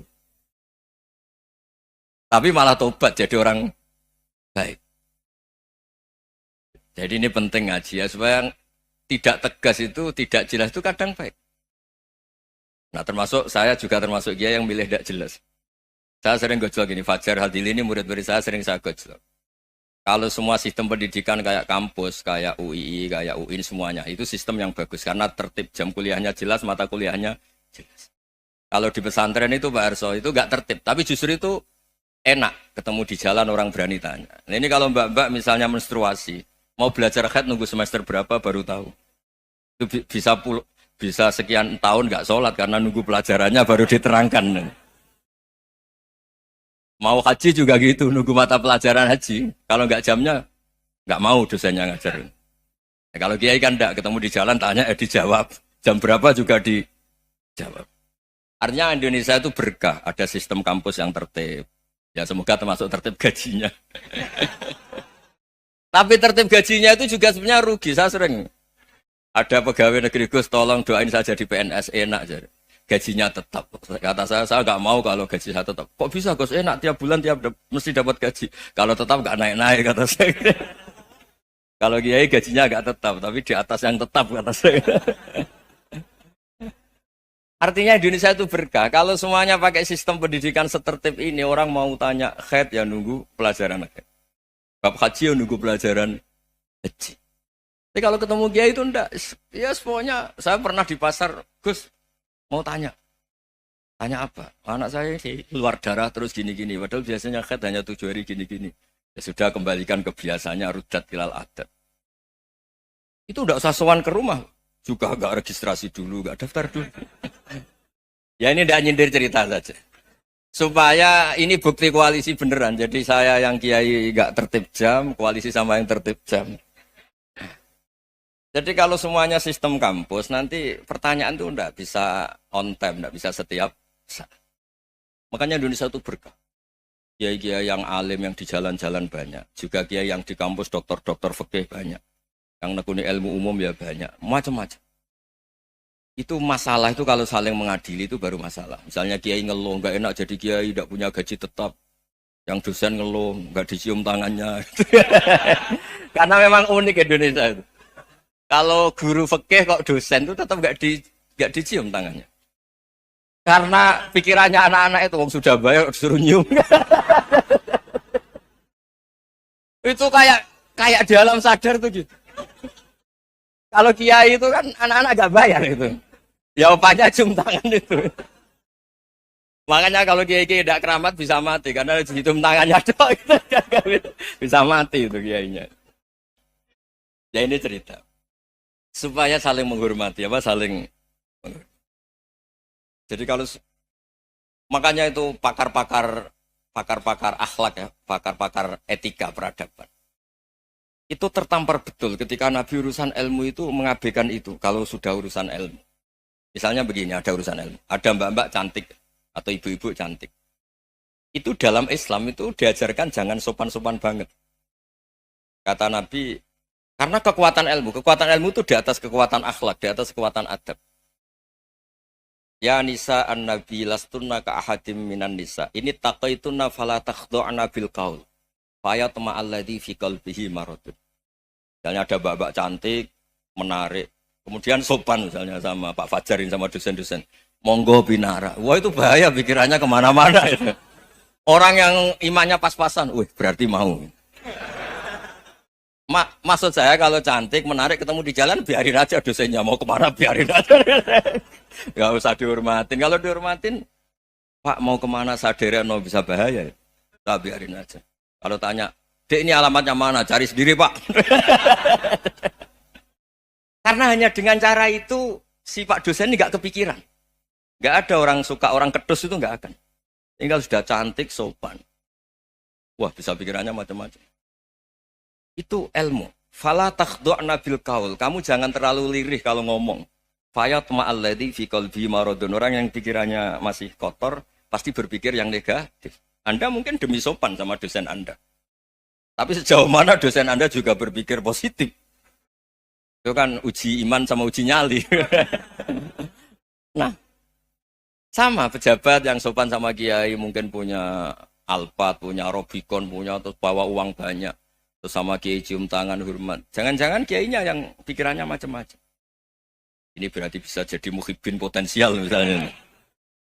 Nah, saya ini termasuk kiai yang pengagum ilmu. Sehingga saya sama orang yang medit, yang kikir sama saya itu saya senangnya bukan main. Kenapa? Karena kalau orang medit itu gak berhak nuntut. Tapi kalau orang lomo 1 juta minta surga, 2 juta ya minta apa? Surga. Gus, salam tempel. 200.000 aja kadang minta surga. Tapi kalau yang kikir-kikir ya sudah salaman tok sudah. Enggak minta apa-apa, kan dia tahu diri enggak bayar kok minta. Maksud saya Islam itu luas, dinikmati saja, Pak. Dinikmati saja. Nah itu diroya, maksudnya itu diroya. Diroya itu kamu tahu aturan Islam itu kamu harus yakin khairihi wa syarrihi minallah. Semua itu ujian, tapi kemudian dikaji. Makanya saya ini termasuk pengagum Imam Syafi'i. Imam Syafi'i itu dikasih tahu. Ada orang yang di depan engkau cium tangan hormat tuh di luar ngomong-ngomong, ngata-ngatain Anda. Imam Syafi'i tertawa-tawa sewenang. Ada ini dikata-katain di luar kok. Kok tidak kamu anggap munafik malah tertawa. Berarti saya wibawa, di depan saya enggak berani. Dianggap enteng saja. Dibilangin, sebagian orang kampung sini enggak suka sama engkau. Baguslah, tidak akan pinjam uang sama saya. Di mana-mana orang pinjam minta tolong itu karena seneng. Kalau benci kan enggak. Intinya dianggap enteng saja. Yang terjadi di dunia itu semuanya dianggap enteng saja. Man asa ilaika faqat atlakoka. Yang berburuk sama kamu itu membebaskan kamu. Coba kalau akrab, titip. Ya misalnya akrab sama Pak Fajar. bilangkan ke Pak Rektor, sangkap tuh jadi guru tetap atau apa kan ribet. Kalau tidak cocok kan nggak minta apa-apa. Makanya hati-hati Pak Rektor sama yang akrab-akrab itu. Itu dulu saya juga nggak paham. Di antara wasiat Bapak yang sering diulang-ulang tuh itu. Suatu saat kamu jadi kiai, ngelola orang nggak seneng tuh gampang. Sudah, situ orang lain. Tapi kalau ngelola orang nggak orang seneng tuh repot. Mintanya aneh-aneh. 100.000 aja minta surga. Hanya teman tenis saja minta naik jabatan. Intinya itu ya sudahlah dikelola. Yang seneng ya berkah, mungkin teman berjuang, teman diskusi. Yang nggak seneng ya berkah, karena ini tidak minta macam-macam, tidak seneng. Nah itu namanya diroya. Diroya itu satu kajian keilmuan yang menjadikan kita ini nyaman dengan riwayat-riwayat, panduan-panduan dari Rasulullah Shallallahu Alaihi Wasallam kayak tadi. Kenapa sih tentang baik sama tetangga, baik sama tamu? Hitung-hitungannya itu mangkana yu'minu billahi wal yaumil. Saya pernah dicium sama orang miskin yang akut, miskin betul. Itu tak ajarin, Anda ini lebih hebat ketimbang orang-orang kaya. Misalnya gini, misalnya ada komunitas rektor atau kiai besar. Saya ini kata orang banyak termasuk kiai besar. Mungkin kalau pinjam uang itu karena mau beli mobil, aksesoris mobil, karena kita kiai top atau rektor atau orang-orang top. Kalau sesama orang miskin itu pinjem-pinjemannya itu urusan beras, itu urusan nyawa. Keren mana? Nyelamatkan nyawa sama aksesoris mobil. Nyawa. Jadi pahala kamu pasti lebih besar. Itu senengnya jadi orang miskin terus keterusan sampai sekarang. Itu. Lo coba kalau menteri sama menteri, rektor sama rektor, kira-kira pinjamannya apa Pak Arso? Kan kalau mau beli mobil atau mau umroh VIP, pokoknya yang keren-keren. Kalau orang miskin pinjam karena apa? Makan kan? Beras kan? Makanya kalau yang sedang miskin monggo lah, kalau ingin teruskan. Maksud saya Islam itu seenak itu. Islam itu segampang itu. Sudahlah yang sedang miskin ya keren. Karena sekali sosial itu urusannya apa? Nyawa. Tapi kalau miskin semua ya Indonesia bisa tutup kan. Ya sudah yang kaya-kaya itu saya mengatakan Indonesia karena bayar pajak yang menjadikan Indonesia berjalan. Tapi ya dipakai yang benar. Nah, begitu seterusnya. Ada kiai miskin cerita ke kita. Gus, enak jenengan alim, terus punya santri banyak, bisa ngajar di mana-mana. Saya bilang, hebat kamu. Dia hidup di daerah tertinggal. Itu yang diajarkan kan hanya tauhid. Kan nggak mungkin desa tertinggal baca fikih perbandingan madhab. Kan nggak mungkin. Kalau yang kayak Pak Fajar, Pak Sadali kan nggak mungkin. Fikih perbandingan apa? Madhab. Menyorot madhab dunia. Gaya engke-engke itu kan nggak benar. Tapi pertanyaannya, yang menyelamatkan masuk surga itu tauhid apa perbandingan madhab? Tauhid. Ini hanya mengajarkan fardu kifayah, sunat-sunat. Ini Anda mengajarkan fardu ain. Surganya dulu kamu. Oh terus senangnya jadi kayak gitu. Karena yang diajarkan apa? Tauhid. Sementara kita yang gaya-gaya ini, ajarkan perbandingan apa? Madhab, studi banding ke Al-Azhar kemana-mana. Ini enggak, tauhid. Dari orang nyembah pohon jadi nyembah Allah Ta'ala. Keren enggak? Keren. Jadi terus kiki sama saya senangnya bukan karena tak bela. Tapi ada yang agak kurang ajar, tanya saya. Kalau itu hebat, kenapa Gus gak mau jadi kayak gitu? Waduh. Wah ya repot kalau pertanyaan. Terus tak jawab, kalau saya jadi kiai desa, kamu ngangsu ilmu dari mana coba? Ya dari jenengan, ya kalau sama gobloknya tidak bisa. Ya sudah, Gus aja yang jadi kiai besar. Maksud saya, ya sudahlah kita begini seperti yang saya ajarkan di sini, saya sarankan. Supaya orang itu tahu. Nah, ini namanya diroyah. Makanya kata Imam Ghazali itu, kalau kamu ingin sopan gampang, melihat anak kecil, Wa aqallu minni dzamban, dia dosanya lebih kecil. Karena masih kecil kan, tentu secara dosa enggak banyak. Kalau melihat orang yang tua, wa aktsaru minni ibadatan, dia tentu ibadahnya lebih banyak karena umurnya lebih banyak. Sehingga terus semua orang lain tuh di depan kita itu hebat. Ya semua orang lain sama, misalnya Pak ini rektor, Pak Fathul Wahid rektor, tanggung jawabnya lebih banyak, berarti pahalanya lebih banyak. Tapi sama, ketika melihat Nyon Sewu, melihat pegawainya yang secara lahir di bawahnya, ini tanggung jawabnya enggak banyak. Pasti salahnya juga enggak. Itu yang diajarkan Rasulullah SAW. Sehingga enak lah. Tapi kalau kita melihat orang lain selalu salahnya, itu pecundang. Allah saja tidak seperti itu kan. Amal baik ya ada khairan, amal buruk ya ada saron, semuanya dilihat oleh Allah Subhanahu wa Ta'ala. Saya itu punya teman Gus, agak beling, agak seenaknya. Dulu miskin. Wah itu seenaknya betul. Kayak kenal Tuhan sudah. Tak tanya, kenapa kamu seenaknya? 1 bulan tuh labanya bisa 200 juta sampai 500, sampai 1 miliar. Saya itu Gus, setelah duha itu perkembangannya bagus. Duha, sholat duha itu. Saya pernah miskin, kan kata apa? Ingkana rizki fisama, apa? Wa ingkana qalilan. Ya kalau fisama fa'anzilhu, terus wa ingkana qalilan fakasirhu. Kalau sedikit perbanyak. Ini trennya sudah benar semua. Nah, wa ingkana apa ya, haroman fatohiru. Kalau haram yang kau sucikan. Makanya saya seenaknya kalau qalilan sudah fakasiru, paling trennya yang enggak benar juga fatohiru kata Mas. Dia yakin kalau yang enggak benar-benar sudah disucikan Allah, karena yang lain-lain sudah. Dari miskin sudah kaya, qalilan sudah fakasiru, paling yang haroman juga sudah fatohiru gitu. Tak tanya, lah kamu kok tahu? Polanya sudah ada Gus, karena sang qalilan. Kamu sembrono sama Tuhan kok begitu kan? Tapi apapun itu seneng saya. Seneng saya sering salah teh, makanya saya mohon yang sekarang miskin sedang miskin itu ya ndak usah nyesal banget-banget. Kalau ingin kaya monggo lah, namanya orang juga ingin. Ya, tapi Anda harus bangga. Sosial antar kalian adalah urusan nyawa dan itu pahalanya luar biasa. Supaya kita, nah yang kaya-kaya juga boleh GR lah karena pembayar pajak. Dan itu bisa menyelamatkan apa? Indonesia Raya. Begitu seterusnya. Itu yang diajarkan Nabi, antawadhu hatta la yabghiya ahadun ala ahadin. Kamu semua harus tawadhu sehingga antar kalian tidak saling tidak sopan, tidak saling liar, tidak saling mendolimi. Termasuk tadi sikap gak jelas tadi. Orang dolim yang sekarang dolim bisa saja tobat, yang sekarang soleh bisa saja nanti. Semuanya itu mungkin. Kita diajari ya muqallibal qulub tsabbit qalbi ala dini. Jadi keliru kalau kita dalam banyak hal harus tegas, gak mesti. Al halalu bayyinun wal haramu bayyinun. Tapi ada wa bainahuma umurun mustabihat. Ada yang wilayahnya itu abu-abu. Misalnya ada perempuan cantik misalnya, contoh paling gampang. Kalau kamu ajari secara serius, kamu bisa aja tergoda jadi fitnah. Tapi kalau orang soleh gak berani ngajarin, kemudian digunakan orang fasik, malah menjadi orang nakal, kita juga tanggung jawab. Kamu mau tegas gimana? Wilayahnya sama-sama mungkin. Wilayahnya sama-sama mungkin. Yang dekat pejabat mungkin terkontaminasi KKN. Tapi kalau pejabat gak dekati orang soleh, punya perilaku yang gak soleh, yang repot juga Indonesia kan?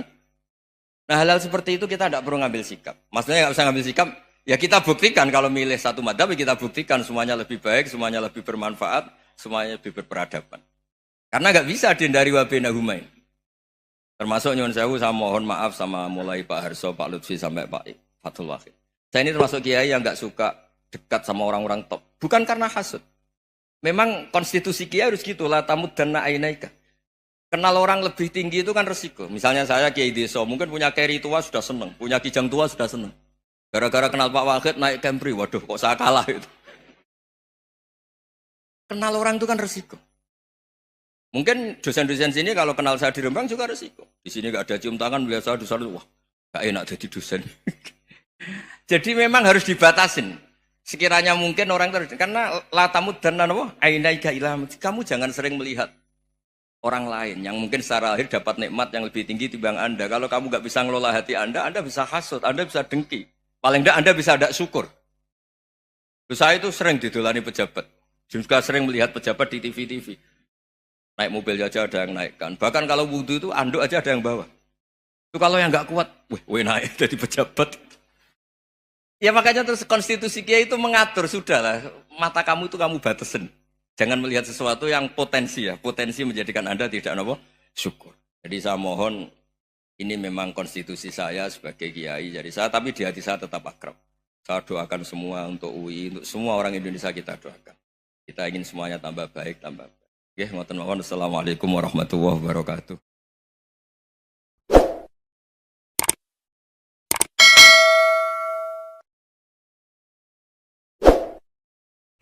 Alhamdulillahirabbil alamin. Terima kasih teman-teman semuanya yang masih menyimak sampai ke durasi titik ini. Semoga kebaikan teman-teman semuanya bisa tercerahkan dengan mendengarkan ceramah guru kita Gus Bahak. Begitu tadi yang menjelaskan berbagai banyak hal di awal-awal video tentang gampangnya beragama Islam, ibadah Islam hanya dengan tidak mengganggu tetangga, kita minimal tidak mengganggu, itu juga sudah ibadah. Begitu gampangnya. Jadi intinya kita yang baik-baik saja, tidak usah merugikan orang lain, itu sudah ibadah. Begitu, mendingan diam saja daripada berbicara yang menyakitkan. Lebih baik diam, begitu. Dengan tetangga, cara bertetangga. Oke, teman-teman semuanya yang masih mau melanjutkan untuk menyimak, nanti akan saya sambung lagi. Tetapi bila mana ada aktivitas kesibukan yang lain, silahkan teman-teman semuanya melanjutkan aktivitasnya atau kesibukannya. Bisa dilanjut di lain waktu di channel Konco Ngaji ini ya.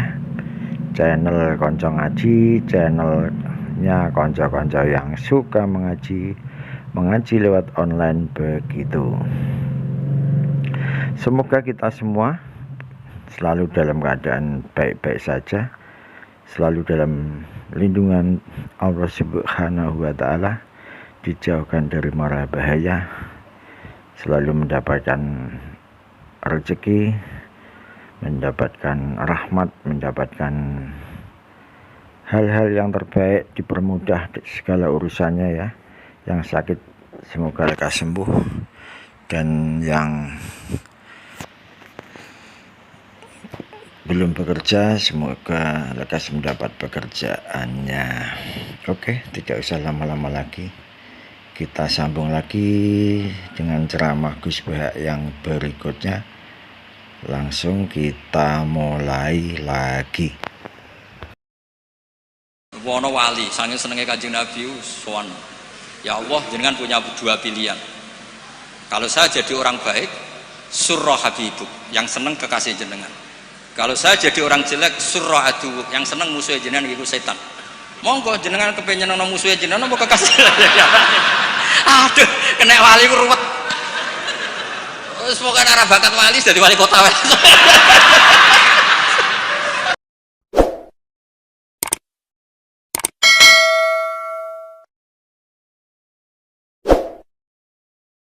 Assalamualaikum warahmatullahi wabarakatuh. Alhamdulillahirabbil alamin wassalatu wassalamu ala asyrofil mursalin sayyidina maulana Muhammadin wa ala alihi washabihi ajmain, amma ba'du. Ingkang sangat kula hormati iki Kiai Haji Idris, iki Pak D kawula, paman napa lah istilahnya nek teng Jawa. Wonten niki wonten Kiai sekathah, wonten Kiai Said, Kiai Ama, wau dijemput Mas Aziz niki. Kula teko tok pun ganjaran kula sak gunung Uhud. Mergi wis ponakan sing apik, dienggo kongkonan nurut. Kula niku sakjane ngangge hukum akhlak tok niku ganjaran kula pun kuwatah. Saya kemarin malam Rebo nderekno kersane Mbah Mus teng Rembang, paginya ngaos tafsir di rumah. Itu satu-satunya pengawasan yang paling saya seneng, saya ketua di situ. Ketua yang menentukan, liyane niku pun kalah terus. Habis niku bados asar hormat Mbah Maksum, malam Kamis diaturi dalam sarang Maulid Rasul sallallahu alaihi wasallam. Sebelum lebih jauh tentang ngaji risalah Ahlussunnah wal Jamaah, kula cerita sanad. Terus Mbah Hamid alite namine iku Abdul Mukti. Riyen serumah dengan mbah saya namine Fatimah. Mbah kula niku abahe namine Abdul Khaliq alite, tapi gede-gede dados Idrus. Jadi Fatimah binti Idrus bin Umar niku mbah kandung kula. Nah, Mbah Hamid bin Abdullah bin Umar. Terus potongan wali niku pun mulai alit. Terus Gus Samad arep dadi wali pun terlambat mergi. Mas Samad bakat wali niku pun ketok mulai alit. Terus mboten saged pencitraan. Tapi karena kuota wali zaman akhir sedikit, mungkin bisa ada kesempatan. Berdasar KKN mangke diajukan. Berdasar KKN. Karena wali itu meneh wali, nabi saja bisa berdasar KKN. Nabi Harun itu harusnya agak nabi. Tapi barokah Nabi Musa itu alsak pelak. Niku minta jubir. Jadi ono nabi proposal gitu. Wan sak niki cerita rileks mawon. Kula ngomong serius ya sungkan bae terus. Niki nggih Pak De kula, nggih guru kula riyen bapak kula niku mesti sowan Mbah Hamid. Riyen semaan teng Mbah Hamid mesti bapak kula. Pergi nggih wau nggih disebut mantu ya. Mbah kula misanan ning bapak kula mantu. Terus kula niku cerita Nabi Harun niku harusnya agak nabi. Berhubung Nabi Musa niku alsak, pelat niku ngendikan ketika jadi rasul itu pertama diangkat jadi rasul menghentikan ya Allah saya ini pelat wa akhi Harun huwa afsahu minni lisanan fa arsilhu ma yarid ayusaddiqun sing pinter ngomong niku dulur kula Harun dados nak kula misalnya tenan alim sing pinter ngomong Mas Ama niku saged siap nggih setuju nggih ya ngono iku ya ana cerita ngoten ya ana. Terus ana nabi iku dadine nabi iku diajukan. Wonten SK. Dimintakan SK. Allah nggih dituruti mawon. Qala sanasuddu adudaka bi akhika. Ya wis saiki Harun tak angkat dadi tapi nabi kok proposal iki digo kalah-kalahan. Nabi Musa niku adike Nabi Harun. Fial bae iktikaf munajat untuk kitab Taurat. Kaum menyembah anak pedet. Ngono ku ya diwamuk pancen nabi. Takdim nabi kan wajib. Nggih, takdim nabi niku. Nggih, takdim nabi niku wajib. Berhubung Nabi Harun dadine nabi lewat nabi sinten? Musa. Niku deret-deret tenan. Sampai Nabi Harun ngendikan la takhud bil khiyati wala biras. Jadi salah kaum iku timbang nyalano awake dhewe repot nyalano wong liya. Mulane nek ana wong tukang nyalano wong liya niku ya rontok ana sanate. Tapi tetep salah wong dekne ora nabi ya ngoten. Mergo Nabi Musa niku ora iktikaf teng Turisina. Mestinya ketika kaumnya salah itu beliau juga ikut salah karena ada nunggoni proses bermasyarakat. Tapi wong ana sing dipasrahi mendingan nyalano sing di pasrah. Kowe wopo ae tak tinggal munajat nganti kaum nyembah berhala. Jawabe Nabi Harun nggih gampang wis tak kandhani tapi ra ngandel. Purune mbek nabi sing asli mboten kados kula. Dadi lan nabroha alai akifina hatta yarji'a ilaina Musa. Mana nak sampean gelem apik mau ambek Mbah Hamid tok nak ambek Mbah Idris ora gelem kowe bangsa Israel. Nak kowe wong Islam tenan ambek Mbah Hamid yo kepen dadi wong apik, dipimpin Mbah Idris kepen dadi wong apik. Termasuk sing ben nak pun dikiyaini Mas Amak, Mas Aziz kudu gelem dadi wong apik. Nak brengkel ngenteni Mbah Hamid wangsul, berarti kados Bani Israil. Niki mukaddimah sekaligus pressure. Pressure nak ngaku ahli sunnah wal jamaah minimal ilmune ya sakmene iki. Ora tau mondok kok ngake ahli sunnah napa? Wal jamaah. Akhirnya Nabi Harun jadi nabi. Mergo pinter ngendikan, wa akhi Harunu wa afsahu minni lisan. Mulane riyen wonten tiyang ya terkenal wali duka indawa. Niku ya kathah sing butuh penerjemah. Terus niki nek jenengan angsal nggih niki kula angkat dadi napa? Mutarjem napa? Mpun niku guyon tapi ilmiah. Terus nomor kali apapun baiknya tentang ahli sunnah wal jamaah, orang tuh tidak boleh serius mempertahankan ahli sunnah wal jamaah, nggak boleh serius. Karena serius itu memancing perlawanan. Sehingga Nabi ngendikan inna hadzal dina matinun fa'ughilu fihi birifqin. Agama ini ideologinya mantap, logikanya mantap, maka kawallah dengan santai saja, yang rileks. Saya beri analogi begini, 2 tambah 2 itu kan 4. Perlu nggak kamu ngotot kampanye 2 tambah 2 4? Nggak perlu kan? Karena kebenaran 2 tambah 2 4 itu kebenaran yang mantap.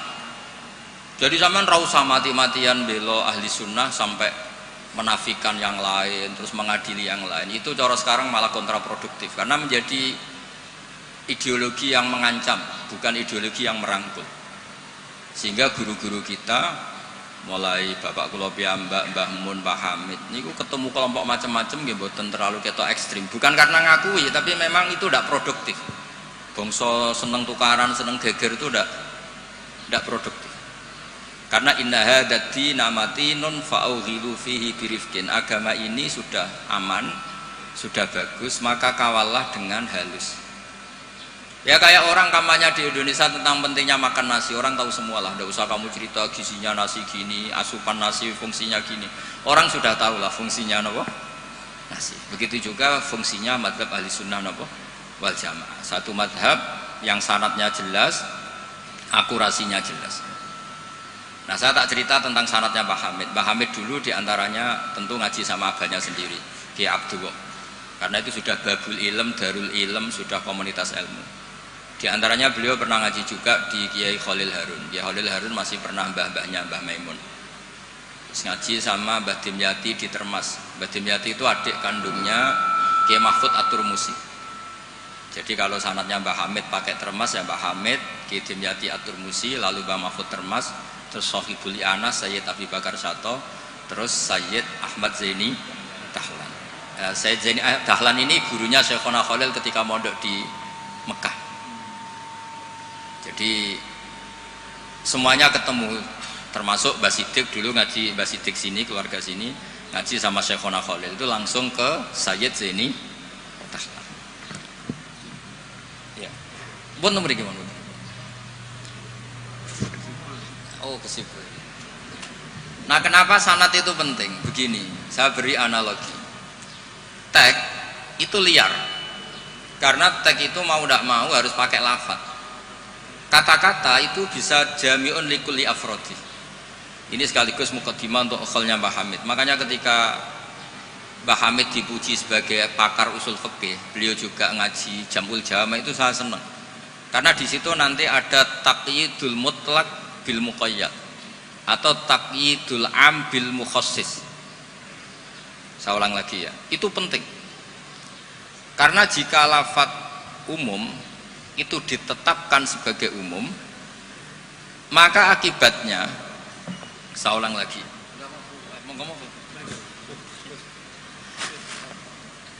ya saya teruskan ya, andai kan tidak ada sanad keulamaan, saya ulang lagi, kalau tidak ada sanad keulamaan dan orang memahami Quran dengan letterlet, apalagi dengan harfiah, apalagi orang ini, kelompok ini berjanji tidak akan menambahkan sedikit pun apa yang ada di Quran, maka tingkat menyesatkannya itu bahaya sekali. Bukan sekedar bahaya sekali. Saya beri contoh, misalnya contoh yang gampang-gampang saja, yang jusnya belum terlalu jauh. Wa antasma'u bainal ukhtaini illa ma qad salaf. Di antaranya kita tidak boleh nikah perempuan, misalnya Anda menikahi Mbak Sri gitu, sekaligus nikahi adiknya. Wa antasma'u bainal ukhtain. Itu jelas di Quran hanya menyebut wa antasma'u bainal ukhtain. Zaman Nabi Sugeng, Nabi itu ya nambahinnya hanya sedikit. Wala bainal mar'ati wa ammatiha wala bainal mar'ati wa kholatiha. Juga enggak boleh kamu nikahi Sri sekaligus nikahi buliknya atau budenya, baik dari bapak maupun bulik dari ibu. Berarti yang disebut Quran hanya bainal ukhtain, yang disebut hadis hanya bainal mar'ati wa ammatiha wa kholatiha, hanya dua orang, dua kelompok. Sementara tidak menyebut wala bainal mar'ati wa jaddatiha. Kemudian orang-orang fikih yang muktabar semuanya sepakat tidak boleh nikahi perempuan dan orang yang ada hubungan mahram. Sehingga ada kaidah dua perempuan yang andai kan salah satu itu lelaki kok tidak boleh nikah, maka tidak boleh dinikahi satu lelaki fi nikahin wahid.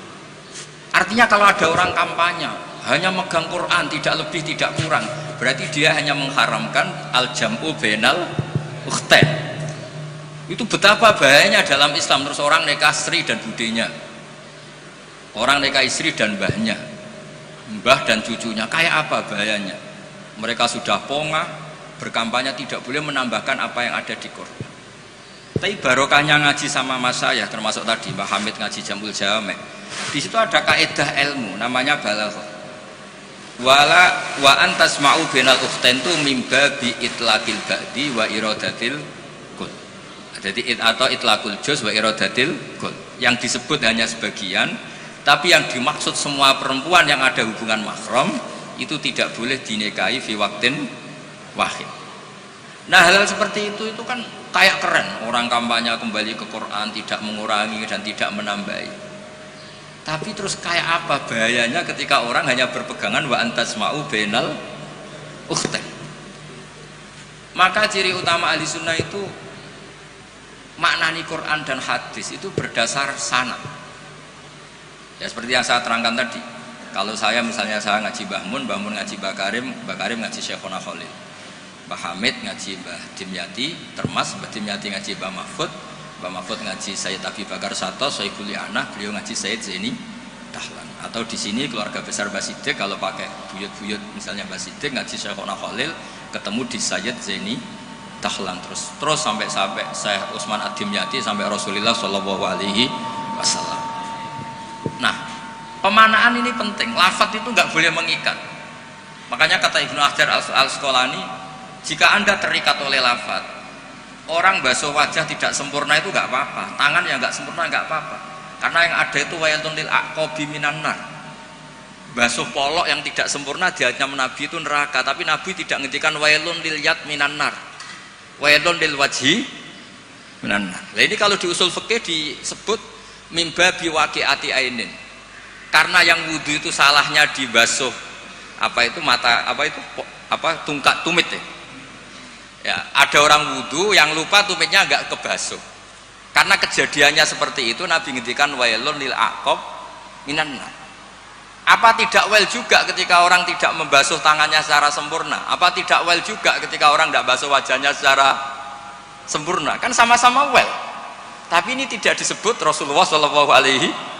Nah, misalnya Anda fanatik, pokoknya saya persis hadis yang wailun hanya lil aqab. Kalau tangan nggak apa-apa, wajah nggak apa-apa. Lu itu gendeng apa goblok? Wes goblok kampanyane, saya berpegangan hadis orisinil kata Pak Idris tadi, asli katanya. Nah, jadi bahayanya baca hadis tanpa ilmu usul fikih kira-kira seperti itu. Ada misalnya tak beri sekian contoh, nak sama Rafahmi kebangetan. Tadi sudah 2 ya. Normalnya 2 itu sudah pinter. Ini terakhir contohnya ketiga. Layak dil qadi wa huwa ghadban. Orang itu tidak boleh bikin keputusan penting, apalagi seorang qadi. Nah, kepengen nyebut Gus Yusuf apalagi wali kota. Ini kemarin sebelum jadi wali kota perjanjian, Gus jenengan wali beneran, saya ingin wali kota saja. Ini keluarga kiai tapi cita-citanya sederhana. Jadi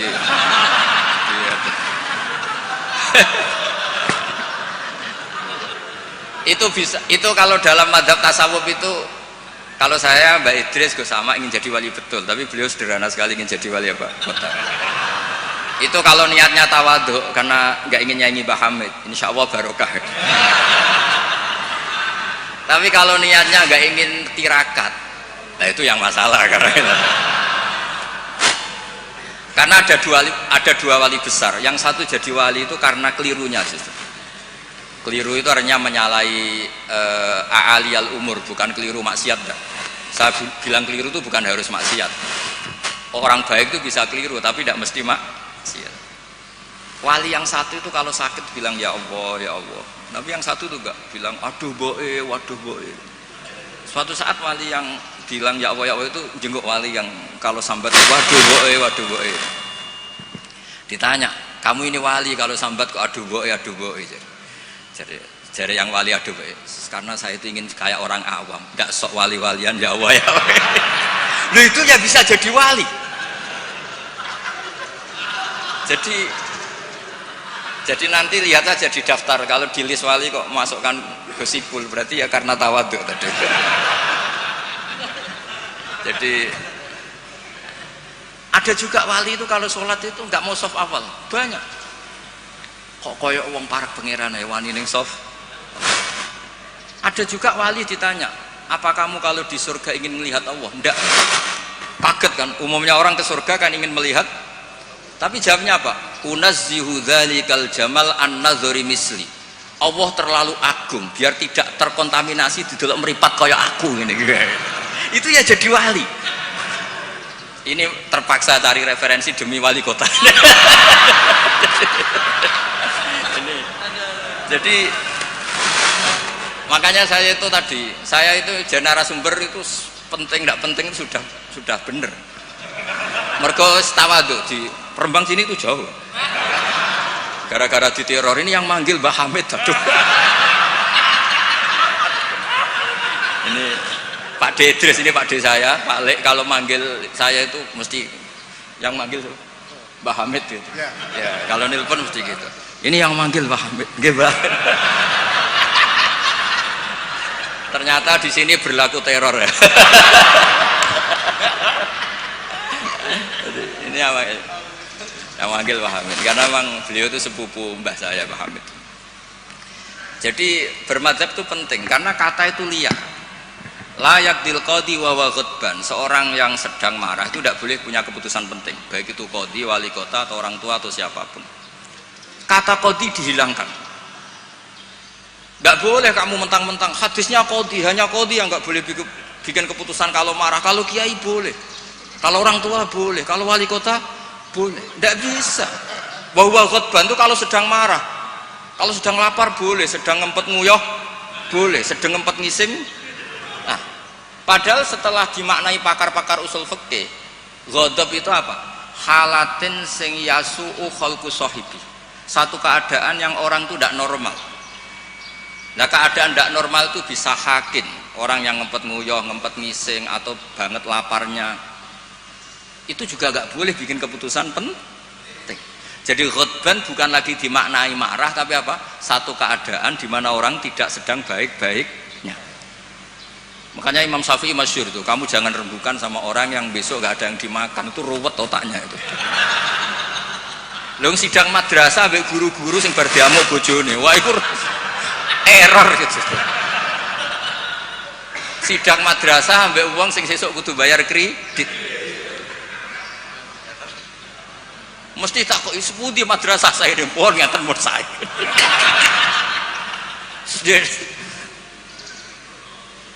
Akhirnya kata ghadban tidak sebagai ghadban.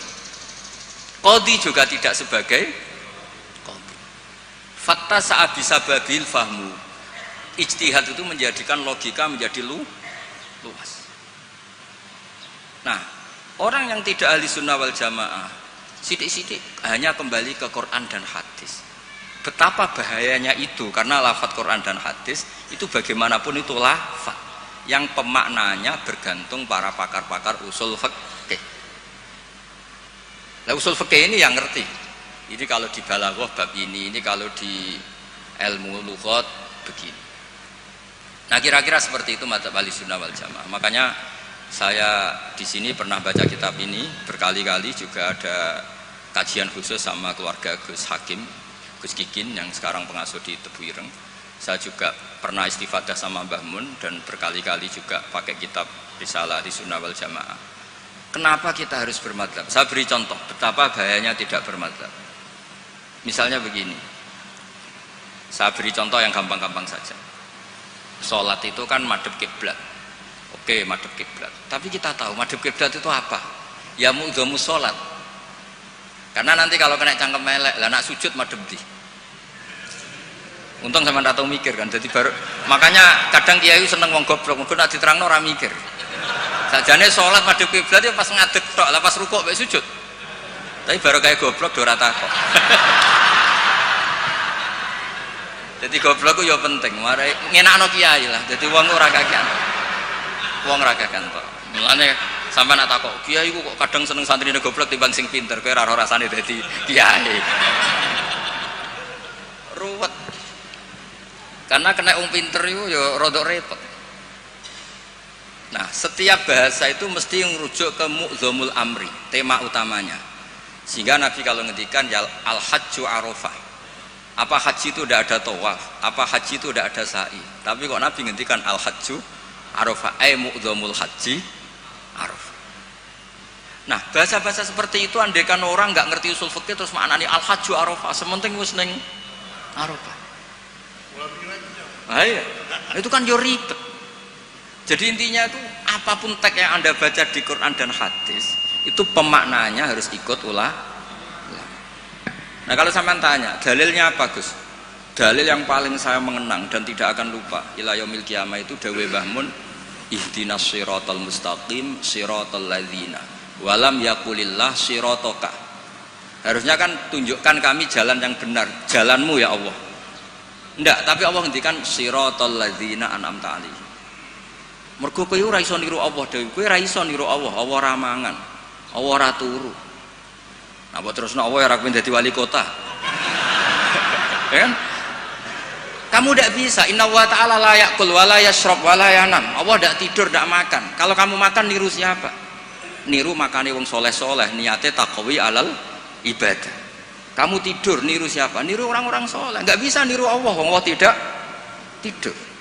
Nah, berarti kalau kamu ingin benar harus butuh sanad, karena ketika Allah ngendikan siratal mustaqim itu siratal ladzina an'amta alaihim. Itu dalil paling kuat betapa pentingnya sanad. Makanya sampai ada pepatah yang sangat mengancam tadi, manta alama bila sehin fasehuhu setan. Itu ancaman yang benar sekali, karena betapa bahayanya orang misalnya hanya berdasar terjemah atau teks kemudian dia menyimpulkan hukum, padahal lafadz ini adalah terjun bebas. Karena tadi lafadz itu jamek, dia akan kemana saja yang masuk afrodnya kalau dalam ilmu usul fikih. Tapi nanti setelah ada momentum muqtadul hal itu baru proporsinya hanya sampai mana. Misalnya sampai lihat Syekh Nawawi Al-Bantani, faktul musyrikina, bunuhlah orang-orang musyrik. Itu ayatnya akan ekstrim, misalnya haitsu wajadtumuhum, kapan saja kamu menemukan mereka. Tapi sampai lihat di Syekh Nawawi, al musyrikin ayna kisina khosotan, yang melanggar perjanjian, atau al muharibin, yang merangi kamu. Tidak semua orang musyrik boleh kamu perangi, karena ada musyrik-musyrik yang wa in janahu lisalmi fajnah laha wa tawakkal alam. Lafadznya umum tapi harus proporsional. Kalau sampai contoh ini gak paham, tak kayak contoh yang paling mesti kayak paham. Nah, paham kebangetan. Kamu kalau istri kamu sedang seneng-senengnya, wes sama sampean karep opo tak turuti. Opo wae? Jebule terusin, aku ben wayoh, Dik. Terus, yo ojo iku. Jare opo wae kan itu. Ya kan? Jadi semua lafadz mamin amin illa wa yukhassas, tidak ada kata am kecuali yadkhuluhu takhsis, kecuali ada takhsis. Misalnya kamu seneng sama istri, wis adik kemana-mana berdua, kowe apa nak ngising berdua. Jadi lafadz-lafadz, nah ya artinya kalau ada lafadz umum ning Quran hadis mesti ada mukhassis. Mamin amin illa wa yadkhuluhu takhsis. Sama seperti di tafsir Jalalain, innallaha ala kulli syai'in qadir, tidak memasukkan yang mukhal. Tidak boleh ada pertanyaan gini, ayak diruwahu ta'ala ayyud hibadatahul aliyah, apa Allah mampu menghilangkan zatnya yang agung? Ya tidak boleh. Kudroh hanya tata alaku bil mumkinat, tidak boleh kudroh ta'aluk sama mukhal. Apa Allah kuasa menjadikan 1 ditambah 1 itu 13? Ya Allah kok bajak goblok. Tidak bisa. Kudroh itu hanya ta'aluk sama yang mungkin. Karena Allah ala kulli syai'in qadir, ala kulli syai'in qadir, wali kota ya iso dadi nabi, ya repot. Ya ora iso ditutup. Iku sebarang mukhal. Paham ini? Ya wis ngono iku ahli sunnah wal jamaah. Nek pinter nganti ngono iku ahli sunnah wal jamaah. Mbon iki deal ya. Ya mbon, kalau tak maca kitab mbon niku sing ngono terus. Mungkin sing jawab jubire sesuai perjanjian. Kan Nabi Musa niku adik Nabi Harun. Terus Nabi Musa dadi nabi, ngajakno proposal kakake dadi nabi. Tapi tugasnya jubir. Nah, kalau mbek Mas Sama pernah sepuh Mas Sama. Dadi niki mbon. Dadi mungkin sing jawab sampean tangklet, sing gampang teng kula, sing angel teng sama. Terus nggih. Karena kula ki mun kiai sing makruf lah. Terus ora usah dites. Yang ngetes itu sing latihan kiai. Ya jadi Kalau niku pun melewati tes itu sudah. Sekamane pun lulus. Nggih setuju nggih mungkin tangket sama. Nah, terus pun sakniki menculat mawon pun mukadimah sanate Mbah Hasyim nggih Mbah Hasyim nak teng Jawi riyen nggih masyhur nate ngaos Mbah Saleh Darat. Mbah Saleh Darat niku nggih menangi Sayyid Zaini Dahlan. Tapi Mbah Hasyim menangi Mbah Saleh Darat itu Mbah Hasyim kecil sehingga beliau kados kemarin anak-anak sing menangi Mbah Mun dia menangi Mbah Mun di sarang tapi nggak sempat ngaji karena mungkin masih ibtidak, Mbah Mun pun sepuh. Sebab itu Mbah Hasyim tidak pernah pakai sanad Ali langsung Mbah Saleh Darat. Tapi kalau Mbah Mahfud biasa pakai sanad lewat Mbah Saleh. Karena ketika beliau di Mbah Saleh Darat, niku pun ngaji khatam tafsir napa? Jalal. Makanya nggak boleh kalau dalam tradisi ilmu nggak boleh pakai sanad Ali tapi nggak punya kenangan. Jadi banyak kan anak-anak kemarin saya pun kelas 4 SD menangi Mbah Hamid. Tapi saya kan nggak bisa istifadah karena saya terlalu kecil. Saya tahu Mbah Hamid banyak dari bapak saya karena bapak saya sudah sepuh sering ketemu Mbah Hamid. Jadi sanad Ali itu punya sisi kelemahan, biasanya mujarradur ru'yah, hanya melihat. Makanya sahabat itu Amr bin Tufail itu akhiruman mata minas sahabat. Itu enggak dipakai riwayatnya karena kenangan mbek Nabi piye kok aku dijak bapak jamaah. Jadi mirsani Nabi tapi tidak punya kenangan sami aminan Nabi. Makanya sanad itu bagus nazil. Nazil itu jumlah ke Rasulullah besar banyak, tapi lewat orang-orang yang talaki mulazamah, ketemu orang-orang yang mulazamah. Jadi mendingan sampai Rasulullah lama, tapi lewat orang-orang yang mulazamah. Sehingga sanadnya Mbah Mun misalnya paling suka ya lewat Mbah Karim. Mbah Karim itu lama sekali di Mbah Hasyim, di Mbah Syekhona Khalil. Kila itu 20 tahun, Mbah Kila 30, khilafnya itu 20 ke atas. Nggak ada yang 20 versus 2 tahun. Kalau sampean ziarah tok walen Mbah Khalil. Iku pendak banyak karep gitu. Lah itu iya, kalau ziarah yang ingin ngaji itu bawa kitabnya dulu, setelah paham terus kitab itu dibawa. Itu baru ziarah betul itu. Jadi sanad itu kadang-kadang sering bagus yang nazil. Nazil itu lama tapi kredibel. Lah Imam Syafi'i termasuk fanatik sanad nazil. Beliau itu sering ngendikan an Ibnu Umar an Rasulillah, an Abdullah bin Abbas an Ubay bin Ka'ab an Rasulillah. Kenapa muter-muter begitu? Padahal Abdullah bin Abbas juga sahabat, tapi beliau sahabat pas itu kecil, sehingga kenangan dididik Nabi langsung itu tidak banyak. Sehingga kalau ada ilmu banyak, beliau sebetulnya lewat Ubay bin Ka'ab atau lewat Umar bin Khattab. Masyhur itu di sanad sab'ah, misalnya Abdullah bin Sa'ib dari Abdullah bin Abbas, misalnya masih dari Ubay bin Ka'ab. Sama seperti santri sarang sendiri yang menangi Mbah Mun, banyak yang ngaji mahali lewat saya. Akhirnya ke Mbah Mun lewat saya, padahal dia menangi Mbah Mun, tapi kan dia tidak ngaji mahali karena pas itu masih kecil. Paham ya? Terus sana tuh aja mentang-mentang ketemu Mbah Hamid, terus koyo-koyo ilmumu setingkat wong sing lu ketemu Mbah Hamid itu Mbah Hamid lewat ngendikan, terus aku muridnya Mbah Hamid. Insya Allah nganggo syafaat cukup, tapi nganggo ngiyai ini. Jadi udah jelas nganggo syafaat cekap lah. Tapi nganggo ngiyai mboten. Terus ini supaya sampean kertas sana. Nggih kula waos ini sing tentang aturan bermadzhab sebagaimana yang ditanyakan tadi. Halaman 28 ya. Ini sing ada kitab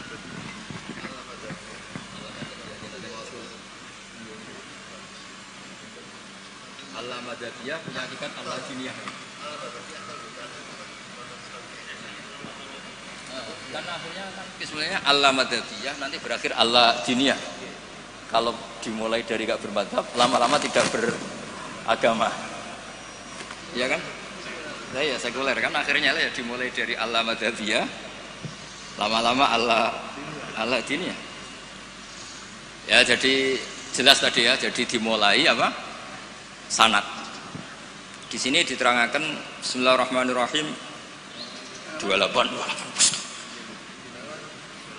Jubir takut jubir ya.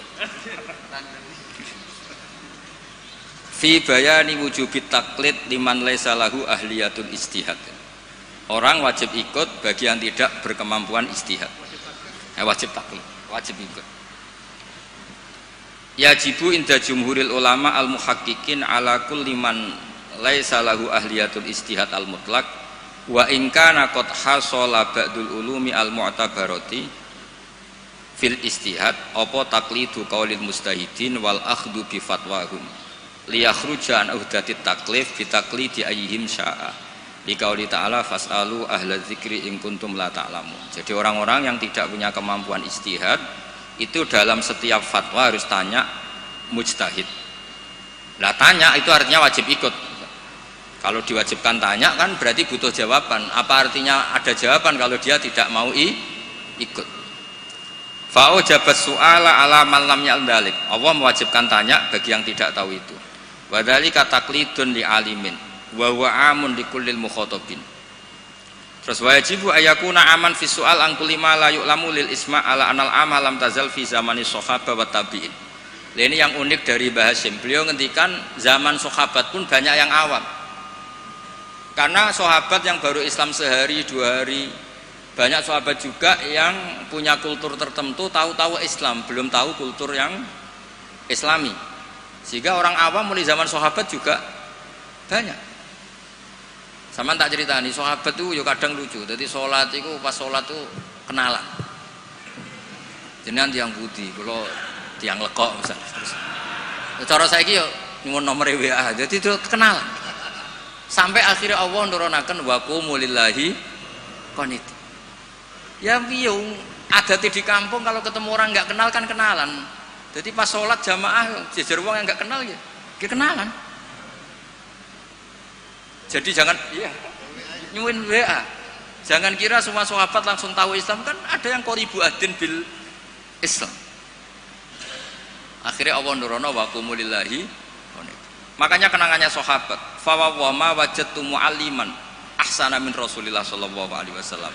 Fa wa man taharani wala kadza wa kadza. Inna ma qala li inna hadhihi salatun la yasuhu fiha kalamun adamiyun. Nabi ku cek pinter ya nak ngandani wong. Setelah orang itu kenalan, setelah sholat digandeng mbek Nabi. Jong iki sholat iku munajat. Yo nak munajat omongane mbek pangerane ora usah mbek wong. Jadi sholat itu momentum jagongane mbek pangeran. Wis tak jagongan mbek Allah wae ora usah mbek wong. Jadi orang nyentak, batal sholatem. Oh, baleni Nabi mboten, Nabi santai mawon. Inna hadhi sholat munajat, iki sholat itu munajat. Munajat mbek pangeran. Makanya kalau sholat omong-omongane mbek pangeran ae ora usah mbek manusia.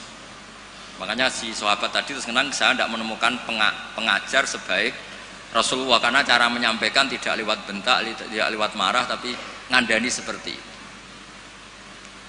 Jadi ya dulu sahabat itu ya biasa sholat terus kenalan ya biasa, karena qoribu ahdin bil Islam. Ketika ada tayamum, mereka juga agak ngerti tayamum itu hanya cukup wajah dan yaden.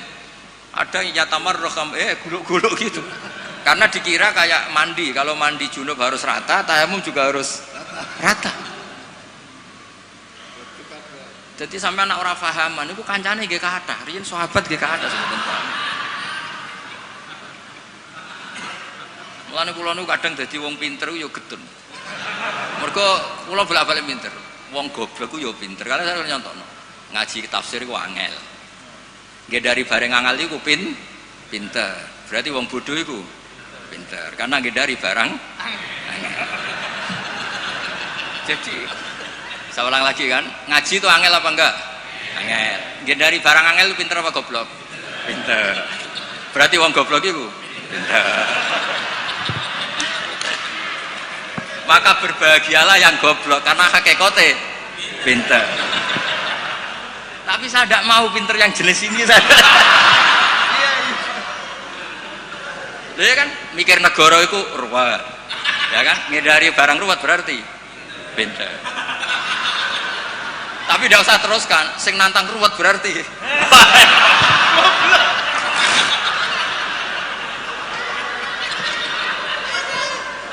jadi mungkin di situ ada pepatah, semua ada hikmahnya itu di situ. Loh, jadi wong alim ora susah sebuti. Sinau wis wangel, nak keliru kepleset dibuli wong akeh. Loro. Wis ngono, nak wis alim alamah, pengikute ini njuk syafaat. Lho kula nate diceritani bapak-bapak kula, Mbah Hamid Abai Idris ini nate nangis, nate muwun.